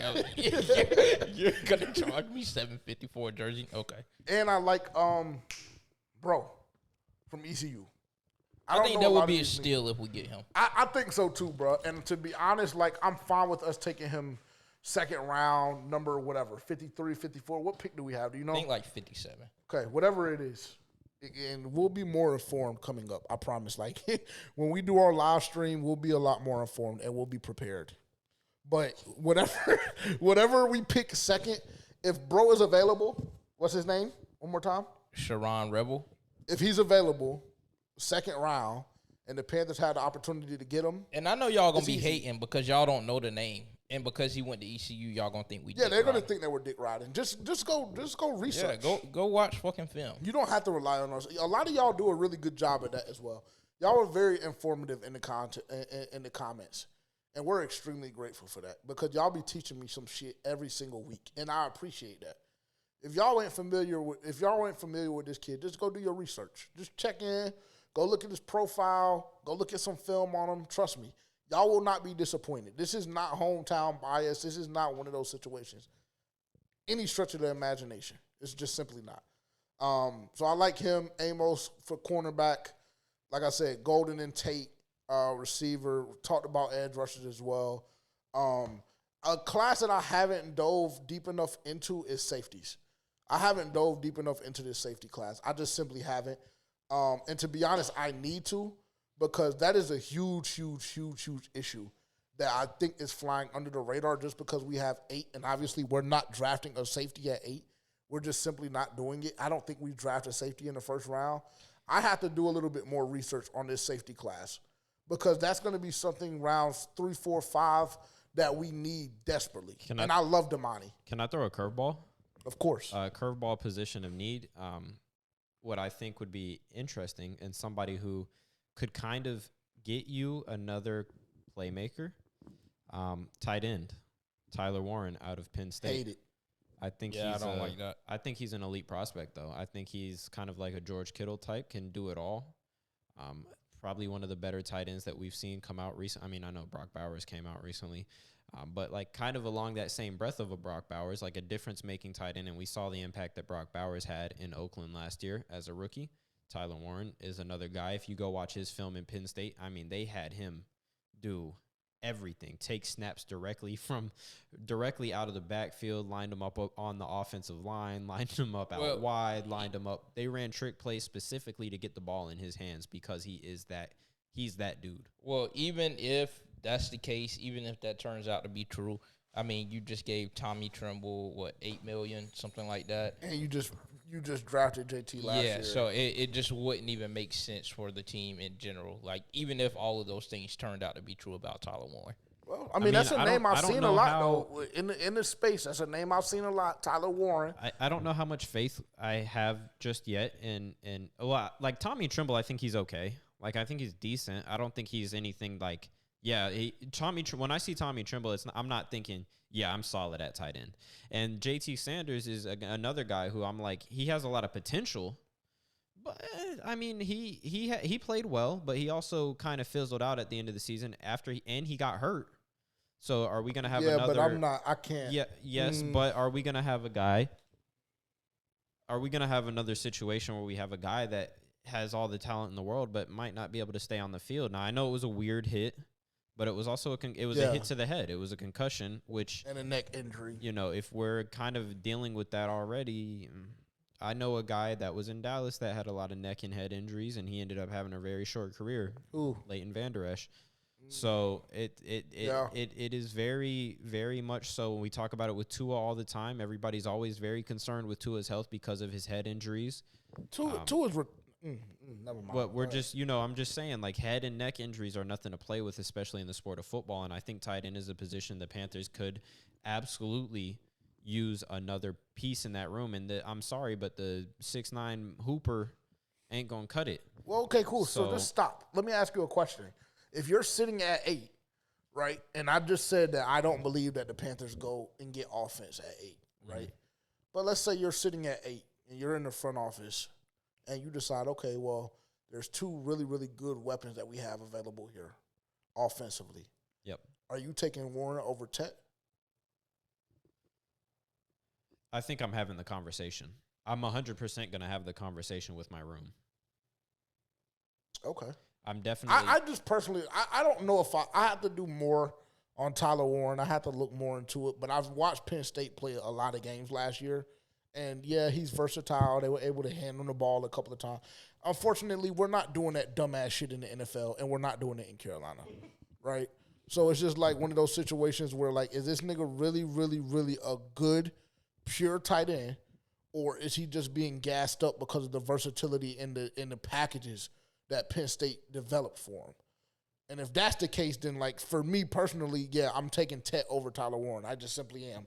Because I also personally have a lot of faith in Jatavion Sanders. I'm just doing that regardless. What, taking Tet over Warren? Yeah, I mean, no question. I feel like it's damn near a no-brainer. Well, I've just seen a lot of people, and I mean, they do. I'm pretty sure on big boards he's up higher than Tet right now, if I'm not mistaken. I'm pretty sure they have him being a top 10 or 11 prospect. And Tet, like, yeah, he's been working his way up, but we've also seen him drop significantly and then proceed to have to work his way up, and then. Obviously, you see all of the top 30 visits. Let me see. Because Dylan actually put out a great tweet today. Actually, I don't know if it was today or another day, but he put out a great tweet recently. Damn, I hope I can find it. Maybe he put it in FPFO. Okay. Because there was top 30 visits. Okay, here we go. Potential trade down candidates for the Carolina Panthers. So, Tet, as it pertains to Tet, Dallas, I believe he had a top 30 visit with all of these teams. Dallas, Seattle, and Denver. And I'm going to add the Saints on that list as well because I've been seeing their names attached to Tet a lot. He did, Tyler Warren. Chicago, Dallas, Indianapolis, and Cincinnati. Let me see. This is actually a good segue right here. Potential trade down candidates for the Carolina. I don't believe. Let me just go ahead and go on record and say this too. I don't. It's not going to be crazy. It's not going to be crazy. I don't think that the Panthers are staying at 8. I don't. I mean, obviously, you guys saw the report, and if you didn't, there was a report that came out yesterday that said that the Carolina Panthers are willing to trade down from 8. I mean, We knew that, nigga. I'm not gonna lie. Thank you for the confirmation, but we already knew that. Our fan base is smart enough to do enough research and to look into the tea leaves enough, read into the tea leaves enough to see that it makes sense for the Carolina Panthers to trade back. So on draft night, I would challenge you guys to not be surprised. Don't overreact, whatever the case may be. I do not believe that the Carolina Panthers are going to be drafting at 8. I don't. I don't think so either. I just think it's a lot of value in trading back. Like Tavian said, there's a lot of, like, the same type of prospect I think that you would get at 8 is going to be available a couple of picks later. Or even, like, the same caliber prospects. Like, say you go and get fucking Mason Graham at 8 or something like that, which you say you don't think he's going to be there. But I think there's other guys who can be just as good as Mason Graham for your team down towards the bottom half, like a Mike Green or like the guy from Boston College. So I think there's a lot of that in this draft. So I just think there's way too much value with trading down from 8. And then you're also getting more picks on top of that. As long as you're not trading out of the fucking first round or anything crazy like that. But well, shit, I damn near would even consider that. Depending on the haul you get. Yeah. Honestly, it depends on where in the second round. Yeah. It depends on where in the second round and the haul. Mm-hmm. But I would almost do that shit with Pittsburgh if they give me their first next year. Well, aren't they in the first round anyway? Yeah, but if they don't want to give up their first round, but they want to send George, they could give up your first. Yeah, I don't know. We want to send Let's George. let's go ahead and get a swap in though. We want to send George, and we want to send George, and we want to send our second this year, and we want to send a second and Where's third their next second year. this year? I mean, I don't know. It's gonna have to probably be where their first is. Yeah, so somewhere, I guess, like somewhere in the 40s, higher than what 42? we have. Yeah, higher than what we have. Unless they gave But that. let's see. Let's see. Because they didn't. Did they trade for DK? Because if they traded for DK, then that might change that. Because I believe that might have been a second. I think that you might be right. Let's see. I'm pulling up their list right now. Yeah, you're right. They don't have a second. So yeah, all they it's a would little have bit. is all they have is a 1, 3, 4, and 5. 1, 3, 4, 5, 6, 7. But I mean, we're not even having a conversation about a fourth, unfortunately. But I think what is safe to assume this year about the Carolina Panthers being at the 8 slot, nothing's off the table. Absolutely everything is a possibility. Yes. It does a lot of it does depend on the teams ahead of you, and how many quarterbacks actually truly go. Because Jackson Dart is a name that was hot at the initial start of the process, kind of cooled down a little bit. But mid. Yeah, I mean, that's fine. But, like, some team might think, like, oh, shit, like, a la a Giants, for whatever reason, they like, Brian Daboll might see a little bit of Josh Allen in the kid. I'm not saying, listen to me, I'm not saying I see it. I'm not saying I see it, but, you can see how a Brian Daboll would be like, yo, like, I turned Josh Allen into XYZ coming out. He wasn't a stud in college or nothing like that. I can do the same thing with Jackson Dart. And we already saw the Hard Knocks last year and how fucking incompetent the Giants front office is. So that's a very, very real possibility that they do. This is the same Giants who drafted Daniel Jones at 6 overall, by the way. So it's a very real possibility that 3 quarterbacks do get drafted before the Panthers pick, and that pushes a lot of elite prospects further down the list. So, again, everything is a possibility this year in the draft with the Carolina Panthers, whether that be trade back. I think the only thing that's kind of we're all in agreement on that's very unlikely is a trade up.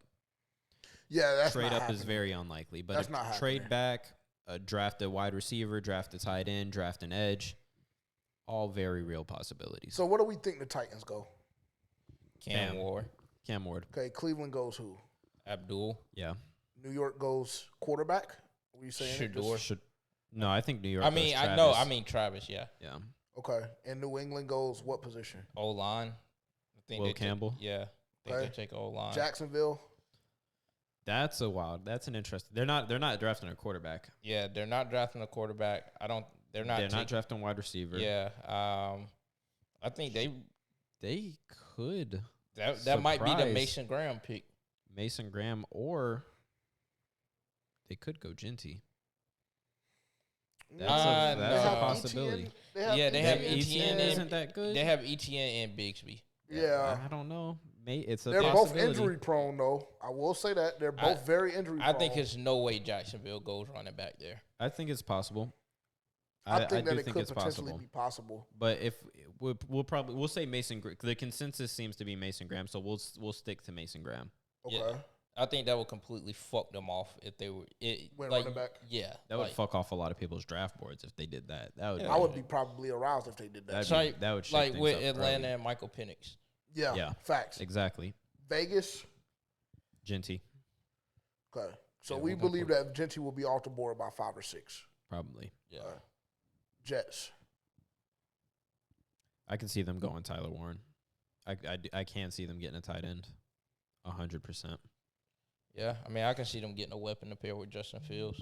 I don't think they go Tet or anything like that, but You still have too Garrett. high. You still have Garrett, and I think they go Tyler Warren or offensive line because that offensive line is putrid. yeah, that too. Yeah. I mean, so if you're the 'Cause Pistons, there's- just trade back. There's an offensive lineman that's supposed to be going higher than Will Campbell, I think, or was projected to go higher than Will Campbell. So I could see Jets going offensive line. It just makes sense to trade back if you're Carolina, in my opinion. Yeah. It really does. No need to trade up because it's going to cost you too much. Just trade out. Just trade back and let the chips fall where they may. But I think somebody will fuck the draft order. Somebody will fuck it up. It's bound to happen. Well, I mean, I hope that you're right. Because if they do that, then that just means more for us. Yeah, so I think the offensive tackle from Missouri is projected to go. Well, he's like the number 8 best available player. Yeah. And I don't think that we're going offensive line. And yeah, I mean, I would probably come up here and tweak out if we went offensive line in the first round, to be quite frank. yeah, that would be embarrassing. I'm not gonna lie.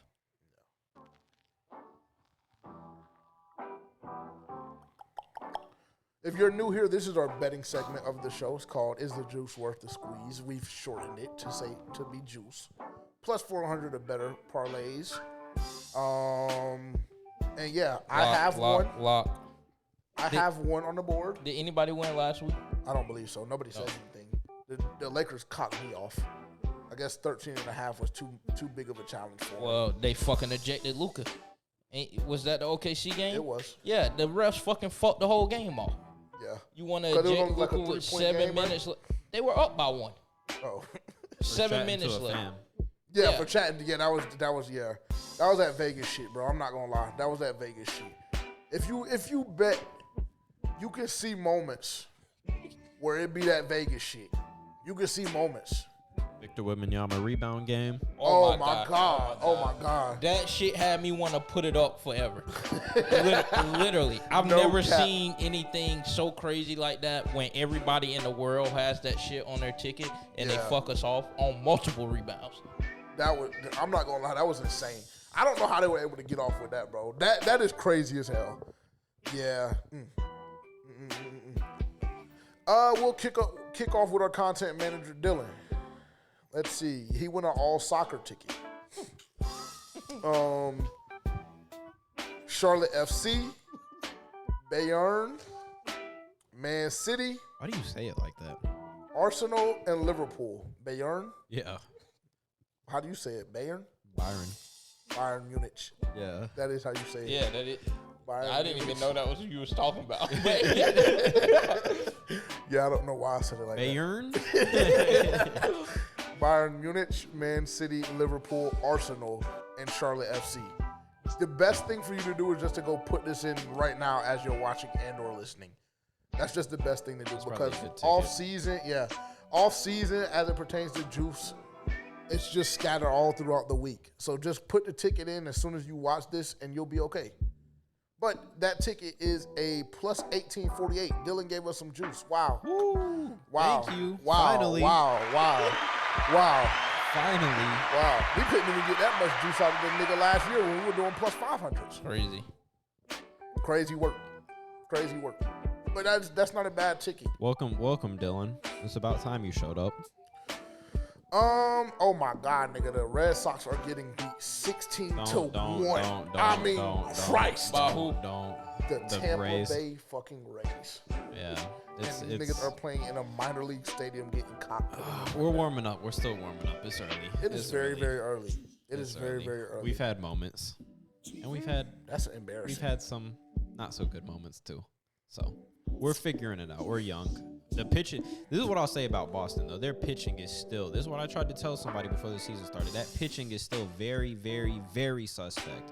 I don't like the bullpen that we have, but hey, it is what it is. I guess I'll go next since I'm already talking. Sure. So my juice ticket this week is going to be plus 455. I am taking the Golden State Warriors money line. Taking Jimmy Butler to score 15 points. I'm taking Steph Curry to make 4 threes. I'm taking Draymond Green to get 6 rebounds. I'm taking the Chicago Bulls money line, and I am taking Paolo Banchero to score 25 points. That is plus 455. It is a 6-leg parlay. Lock. I don't know if that's a lock. Golden State is ass in the play-in. Like, I mean, completely dog shit. I don't think they've won a game in the play-in since the shit has been established. And that's the only way that they even fucking get a chance at doing anything. And what I'll say to that is, while that may be true. It is 100% true. While that may be true. It is true. Just say it's true. While that may be true. While that is true. This year, the difference is this year, who do they have on what's bro's name? Who do they have on that team now? Mike's bastard. Yeah. So why the fuck are they in the play-in? Jimbo. So why are they in the play-in? The deal happened late. Because they deal didn't get him happened until late. they didn't Deal get him until happened the end late, of the nigga. season. Playoff Jimmy is Playoff Michael. I'm a believer. I'm a believer in playoff Jimmy. I don't see it. I don't see it enough time. That bro clip that had the nigga bending over the fucking scores table like he. I mean, did he Are we give talking about did fucking- he give them niggas 35 Like- plus 5 nights in a bitch ass row? Like he played the With game. COVID his in the fucking air? life. And are we talking about fucking him versus the greatest basketball player of all time to ever grace the face of the fucking earth? I'm just saying, y'all talking like Jimmy ain't being fucking dethroned like he won something. Yeah, but this isn't Jimmy versus Bron. This is Jimmy hold on. This is Golden Excuse me. State versus Ja in the Grizzlies, and Golden State hasn't won shit in the play-in. So that's why I said that ticket isn't a Ja lot. might not even make it out of the first fucking quarter because he might try to blick somebody after hitting a shot. Well, so cool. He's gonna blow up the fucking arena. He gonna drop threw the a fucking. He gonna drop a nuke this week. Like, I mean, damn. Yeah, no, I mean, I'm just not hearing that shit. Go ahead and lock that shit in, bro. This is the fucking Golden State Warriors. I'm on your side adding for whatever. Jimmy Nigga talking Butler. about this is the Golden State. This is War- the Golden State Warriors, All right, and they man. added Jimmy Butler. Let's go, bro. Jimmy Butler is a dog. 4-leg He's a parlay plus 627. I have Orlando beating the Hawks. I have Grizzlies plus 7. I have the Sacramento Kings beating Dallas. That's in Sacramento, by the way. I have the Denver Nuggets taking the first game against the Clippers. It's in Denver. Plus 627, 4-leg parlay. Very simple. Very easy, very simple. Very demure. Yep, very simple-minded. I have some juice for y'all this week. This is a plus 1338. Give me the Grizzlies to cover plus 7. Give me the Clippers to cover plus 3 against Denver. Give me the Milwaukee Bucks to cover plus 5. All of these are game ones and or play-in games. Give me the Milwaukee Bucks to cover plus 5 against the Pacers. Give me the Lakers money line against the Timberwolves. How that's only sitting at minus 198.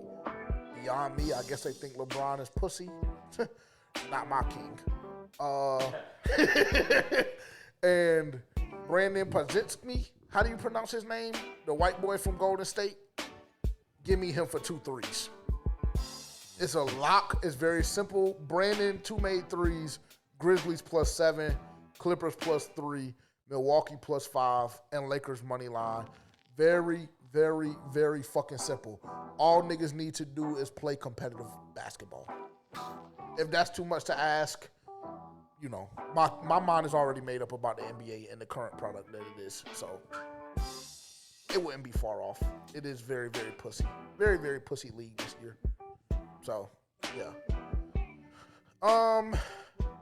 With you saying that Golden State is sweet in the play-in, I think shit changes a lot with Jimmy Butler in the uniform.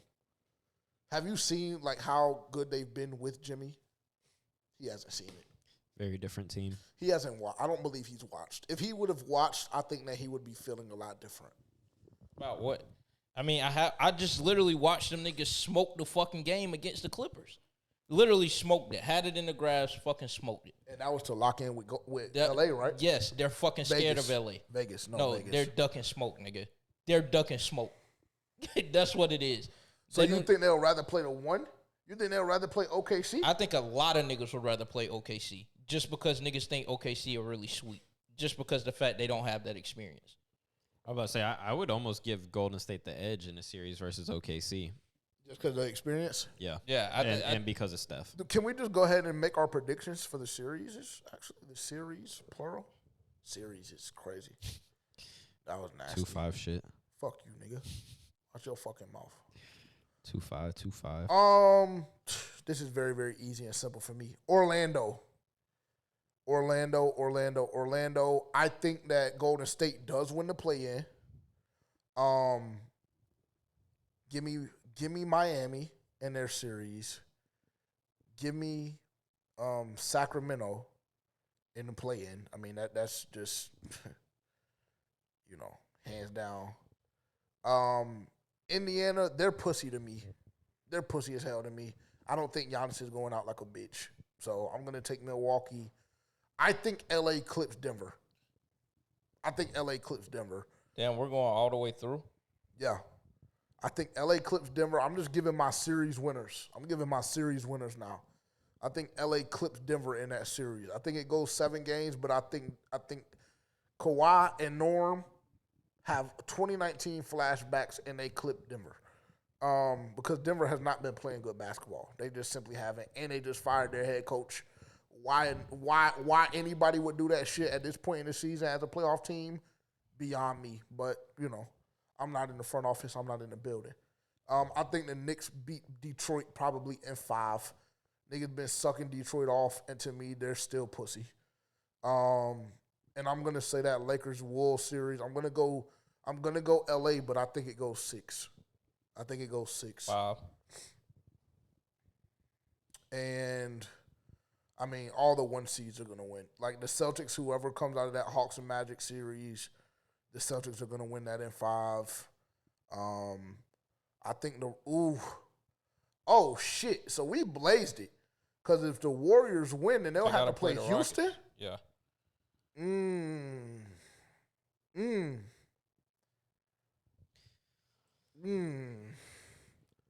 They still have the experience.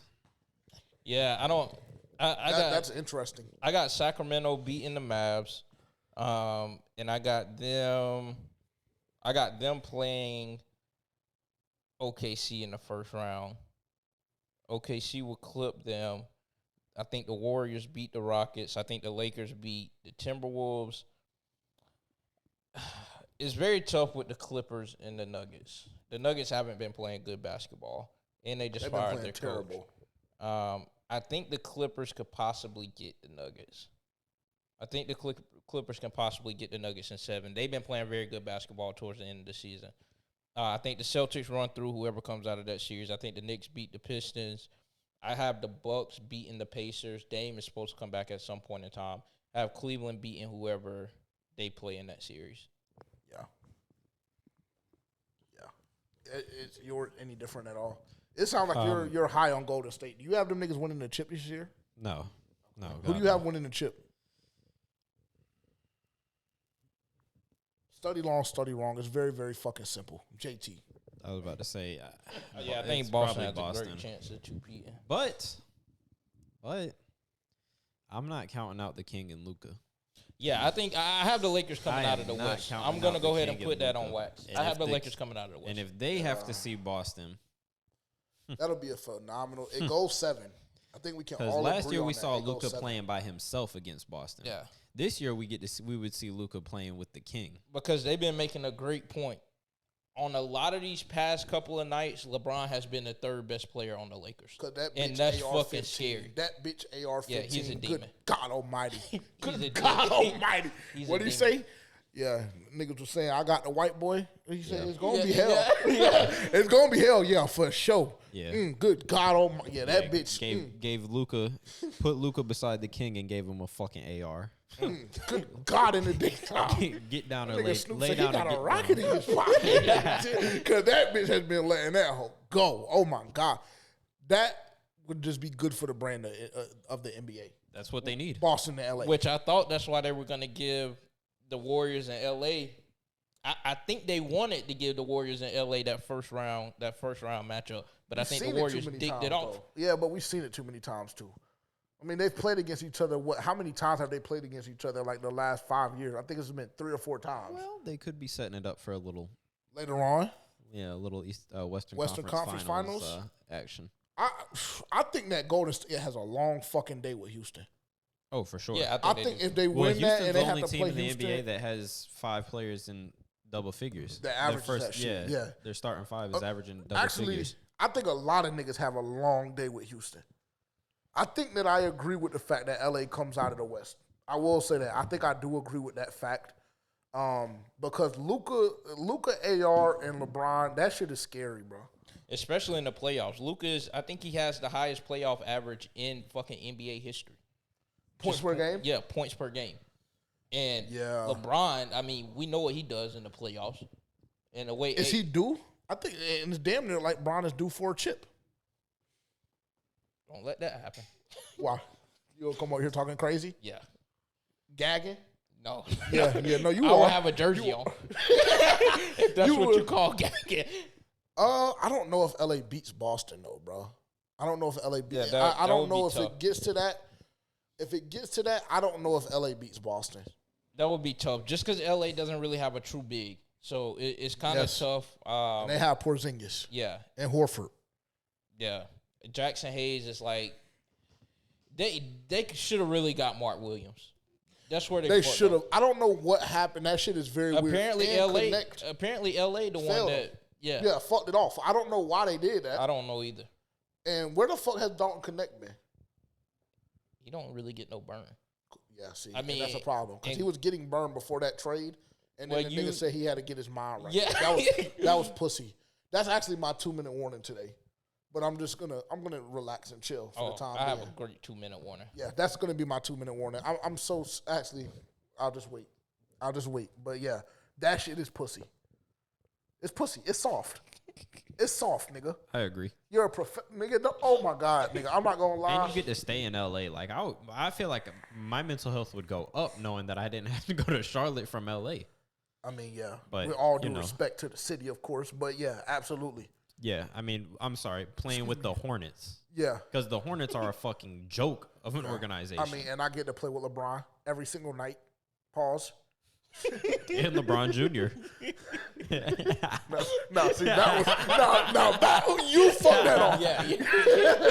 You fucked that one off. No, I did that on purpose, though. Yeah. I was about to say, I did that on purpose. That was insane. You get to play with Bron and Bronny. Yeah, that's not, you're disgusting. We have one question for Fan Blitz this week. If you're not familiar with this segment, That's all we could get. What? One? Yeah, I mean, that's all they wanted to give us this week. Y'all are soft.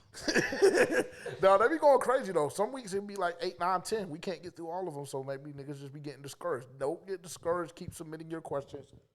Tap in with us on social media, again, at For Panthers Fans Only, at FPFO_podcast on X. Send your questions in. Every Monday we have the opportunity. We open up the floor for you guys to send your questions in to be a part of the show. This week, this question is coming from IBL Smooth, a.k.a. the Blandcaster. He says, with Moten being as good and consistent as he has been, would y'all be okay with drafting his replacement and letting him walk next year? Yes. Yeah. I don't know. He's been good. And with that, he posted the context of the fewest allowed sacks by offensive tackles since 2020. Lane at 1, Trent at 2, Tristan Wirfs at 3, Panay at tied for 3rd, and Taylor Moton tied for 5th with Laramie Tunsil. So, yeah, I mean, I think that if you're the Carolina Panthers, you have to be proactive in this situation because we don't know what's going to happen next year. Bless you. Yeah, we don't know what's going to happen next year. So I think you have to be proactive in that situation. Absolutely.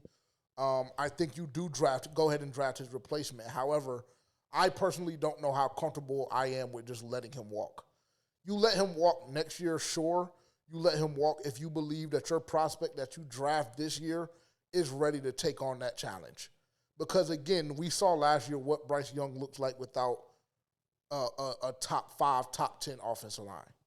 And I'm just, unfortunately, not willing just to let that shit walk just because the Carolina Panthers don't want to pay their fucking money to a guy who, on this podcast, he has smoke with us. I don't know why. He does have smoke with us. We have no smoke with Taylor Moton. Actually, occasionally we have smoke with him. Well, now that he has smoke with us because we didn't even say – we was addressing the whole offensive line, not him in particular. And not even him. No, it wasn't even the whole offensive line. It was everybody except him, as a matter of fact. But we were talking about his unit. So cool. All of that being said, Taylor Moton has done nothing but bless your organization year after year after year with constant restructures and constantly taking less money. I mean, we just told you the stats with him being a top 5 guy in sacks allowed in the NFL since 2020. He's done nothing but bless your organization. So I'm not just going to just automatically let him walk just because of the payday that he's going to ask for.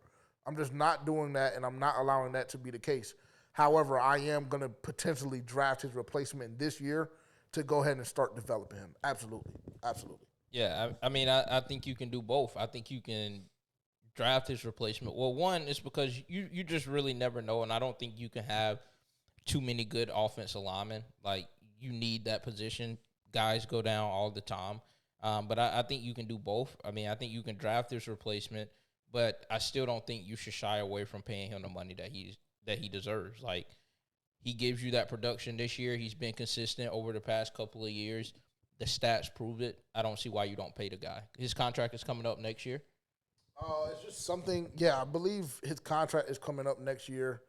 And I don't even know if it's necessarily like his contract. I just think it's something supposed to be kicking in his contract where he's going to get paid handsomely should he stay on the roster. But let me confirm that. Well, I mean, fine. Do your due diligence. We always say that Carolina fails to retain good players. So, I mean, cool. Yeah, yes, his contract is actually up after this year. His contract is up after this year. He's going to make $14 million, $14.3 this year. $31 million cap hit this season. Next year, he'll be an unrestricted free agent. Yeah, I think that you're proactive and go get his replacement. But also, I don't think that you allow the nigga just to walk. I don't think you get his replacement this year, though. I think there's other needs for this team that have to absolutely be addressed, and I feel like you wouldn't even address the offensive line until day 3. And I'm not comfortable with allowing a day 3 prospect to come in and be Taylor Moton's replacement next season. I feel like if you are going to let him walk, and that's your intention, I feel like what you have to do is you have to look at the class that's coming out next season. You have to kind of do a little bit of projecting here, but you have to think about the tackles that will be coming out next year, and look at those guys as your draft replacements and think about getting, hitting that position within the first 3 rounds next year. But I don't think his replacement is going to come out of this year's draft class, or you replace him in free agency, because I'm not replacing one of the best right tackles in the league with a day 3 prospect. Good point. Good point. This it? This is it. Let's wrap it up. I want to go first. Okay. Have at it. We're good. Good time again. We're great, actually. We're golden. We've been blessing y'all niggas like every single week with 2 hours of content since we've been back. I just want to let y'all know. And this shit is not easy. It is not easy with the amount of work that we put in. So shout out to y'all for listening and watching and encouraging us to continue to go 2 hours, because I know that you guys enjoy the content. But shout out to y'all for the constant support. Again, if you haven't already, make sure to go copy your Carolina Reaper tee right now before the season starts. Enter the giveaways. Like, comment, subscribe, press the bell notification, tap in with us, DM us, let's shoot this shit. And we'll be meeting a lot of y'all in person this season for a fact. So It looks so dark. it does. You have a privacy screen on or something? Brightness up, Okay, cool. up. Yeah, I'm ready. All right, my 2 minute is gonna be about Nico, whatever the fuck his last name is, from Tennessee. Ooh. And it's not even necessarily a shot at Nico, really. It's more so on the NCAA, because I came on here last week, or it might have been the week before last, talking about the transfer portal, and they need to put a cap on that shit or do something with it because it's just bullshit.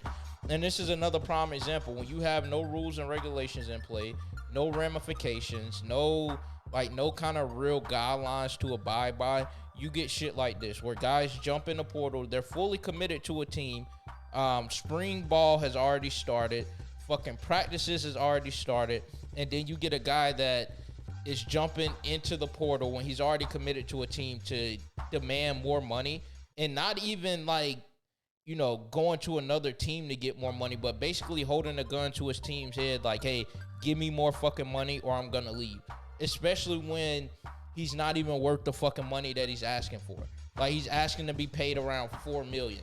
Like, nigga, respectfully, you're not worth that fucking much. Like, shit like that. Like, this is what I'm saying with the transfer portal and the NIL shit. Like, you have to put a cap on it because more shit like that continues to fucking happen. And lo and behold, somebody else is going to try the same bullshit. And it's going to get out of hand, and it's going to get out of hand, and it's going to fuck the sport. I mean, just going to fuck college sports up in general. And I'm all for players getting paid their money. They put their body on the line, their names, image, likeness, all of that is in games. Like, we talk about them all the time. Their jerseys sell a lot. Like, pay them for what they're worth, but don't allow them to do this shit like it's the fucking NFL or like it's professional ball. It's just complete bullshit. Cool. You yield your time? Yeah, it's fuck shit. Fair enough. I guess I'll go next. And mine really is not honestly too far off of what you're saying, not necessarily with the transfer portal. Mine is a little bit deeper and darker. This new generation coming up is soft as fuck. And I only want to hone in and touch on this just because if you're not familiar with us in the podcast or myself in general, I am an umpire. I do umpire in my as my side hustle. I also referee basketball, baseball, football, etc., etc. This weekend I was umpiring baseball, and something just like really, really stuck out to me again. This soft ass participation trophy shit, it's disgusting and nasty work. Like, all of us on this podcast, we're all, how old are you? 27? 26, get it right. 26, bro. My apologies. We're all 26 on this pod. So it's not like, we weren't born in the 80s or 90s. We didn't grow up in that time. But it's just such a distinct difference in the kids nowadays, specifically athletics. It's a lot of bitch-made ass kids out here. Like, I'm not going to hold you. And it's really, really, really disgusting and nasty work. Like, I was umpiring 12U baseball, bro. We got niggas fucking crying because they're not athletic enough to run down the line and not get thrown out at from center field. Unfortunately, you just need to get better, cut back a little bit, get on the ladder, something. But honestly, it's just embarrassing. It's disgusting. And honestly, you can see it on a professional level as well. That's why the NBA is as ass to me as it is right now. And I love basketball. Actually, I go toe-to-toe with our content manager in the group chat about basketball and about the product that the NBA is and has the potential to be. But right now it's dog shit. And I think a lot of it is stemming from we have a lot of soft-ass kids in this generation and a lot of soft-ass athletes coming up. Bring back bullying. I yield my time. That's a crazy statement. Nigga, the amount that I got bullied in middle school, elementary school, and high school made me the man that I am today. Bro, I get it. I remember one time specifically we were in second grade, bro. Like, the fifth graders was picking on us, and I got a group of second graders together, and we hid outside behind some trees, and there was like gravel near the trees too. And we I made us all pick up rocks. And when the fifth graders came outside, we just started pelting them. Yeah, let your fucking nuts drop. They like, never fuck with us again. And it be the boys too, bro. Like the boys nowadays, bro. them niggas, they're pussy. Yeah. They're really and I hate to bro. talk about children like that, but it's just like, bro, like It's too coddled, and the internet God. shit. Oh my man, God. That's the real that's problem. a whole But but it's kind very of true. actually in line with a little bit in line with all that. Someone got my time. Oh shit. Yeah, a little bit in line with that. Actually, what I want to talk about today is like mental health, man. Obviously, y'all saw this over the weekend, the situation that happened with Kyra and Lacey. But I think it's important that everybody, check in every now and then with your loved ones and really with yourself, because you have to check in with yourself, and you got to make sure that you're taking care of yourself and doing the things that you need to do to make sure that you are at a good point in your life and you're balanced and you're finding that balance in everything that you do, because I mean, life is precious, bro, and we all really got to appreciate that and take this thing for granted, because it's really amazing that we're here and we're able to have the experiences that we do. Pray up, eat right, move your body, do the little things every day that can the little things add up. It's like a boulder, or it's like a snowball rolling down a hill.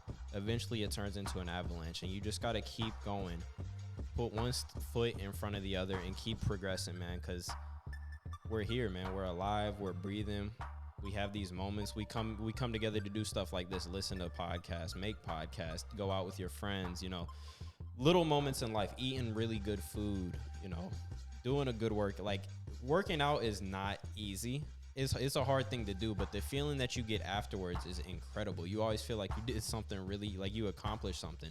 It's just important. All of what I'm really trying to say here is that you really want to check in, and you really want to make sure that you're in a good space, and you really want to check in on your loved ones, because as we all see, life is precious, and it can end in an instant.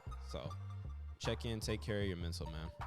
Gotcha. And outside and off of that, like, y'all got to stop this shit when like someone dies, and like I've been seeing a lot of comments like directed towards Kyra and Lacey, like, oh, he killed someone, blah blah blah. Like, why should we feel bad for him? It's that doesn't make his life any less valuable. It's just inconsiderate, it's ingenuine, and it's just bullshit. I mean, 2 lives were lost.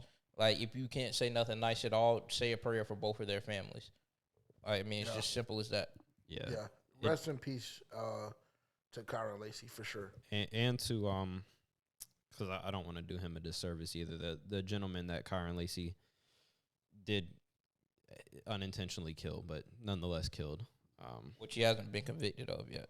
Yeah, that was supposed to start today. Yeah, today. And his lawyer, I mean, I don't know if y'all saw the statement from his lawyer, but his lawyer was adamant that he was going to beat that shit. Yeah. What was his name? Herman Hall, the 78-year-old Marine. Yeah. Yeah, rest in peace for sure. Yeah, his lawyer was saying basically, his lawyer was like blaming the state, like, this is why the shit happened with Kyra and Lacey, because y'all tarnished his name, made him out to look like a bad person when he believes that he's not guilty, and led to this. So it's just a all around fucked up situation. Like, the best thing you could do is keep both families in your prayers. Yeah. But take care of your mental health, man. That is important. Most definitely, bro. And we don't want to see any of y'all go. And autistic Panthers fan, I need a question next week, man. You keep coming with the questions. I need another one next week, man. That's how he decided to segue that. No, because he always drops questions, and I need another one. Jesus. I need another one, because I was wondering. I was gonna say it when we were dropping the questions, but I was just like, he didn't drop a question this week, so I need you to come back with another one next week, man. Fair enough. Hold on, bro. I was about to say something. It probably didn't need to be said. It's probably good that shit slipped my mind, honestly. Yeah, it's probably for the best. Yeah. Shout out Candyman. Candyman, what up, man? Shout out Candyman. Tavian don't know shit about Candyman. See, he don't know shit about nigga. Just know when we go to the West Coast, nigga, we good, nigga. Candyman. Say that shit 3 times. Yeah. Shout out Candyman, man. What up? But yeah, that's all we got for y'all. I mean, D just it's fucking 10:06. Yeah, Tavian was talking about the trip and shit. What we do when we go outside. He need to make sure he the one on the Arizona trip. Yeah, because he did leave us high and dry last year. Well, with reason. Why? Had a lot going on. It was my mother's birthday. She had also just moved the week prior and needed my help, so No, family. FOE. COE. FOE. I respect it. I do too, I guess. Shout out Miss Sigrid. Shout out Miss Sigrid. Love you, Mom. Oh, that's so sweet. Shout out Tavian's burner too. I think I know who it was. Is it not who we think it was? Shout out to her. I actually don't think so because they showed up some other time when we were beefing. So yeah. Rest in peace. God. Rest in peace. Appreciate y'all tuning in, man. We'll tap in with y'all next week. Go get your Carolina Reaper shirts right now. Tap in with us on social media. We will be doing a live stream for day 1 of the NFL draft. Everything else after that, TBD. So don't hold us to it. Day 1, we will be live. We have a lot of big things coming up as well. Just make sure you're tapped in. Turn that bell notification on so you're aware every time we drop. And again, we will talk to y'all next week. Thanks so much for tuning in. I still be yours, tap my fucking name on you, let them know you love the boy. I don't have to work in the morning, so I always stay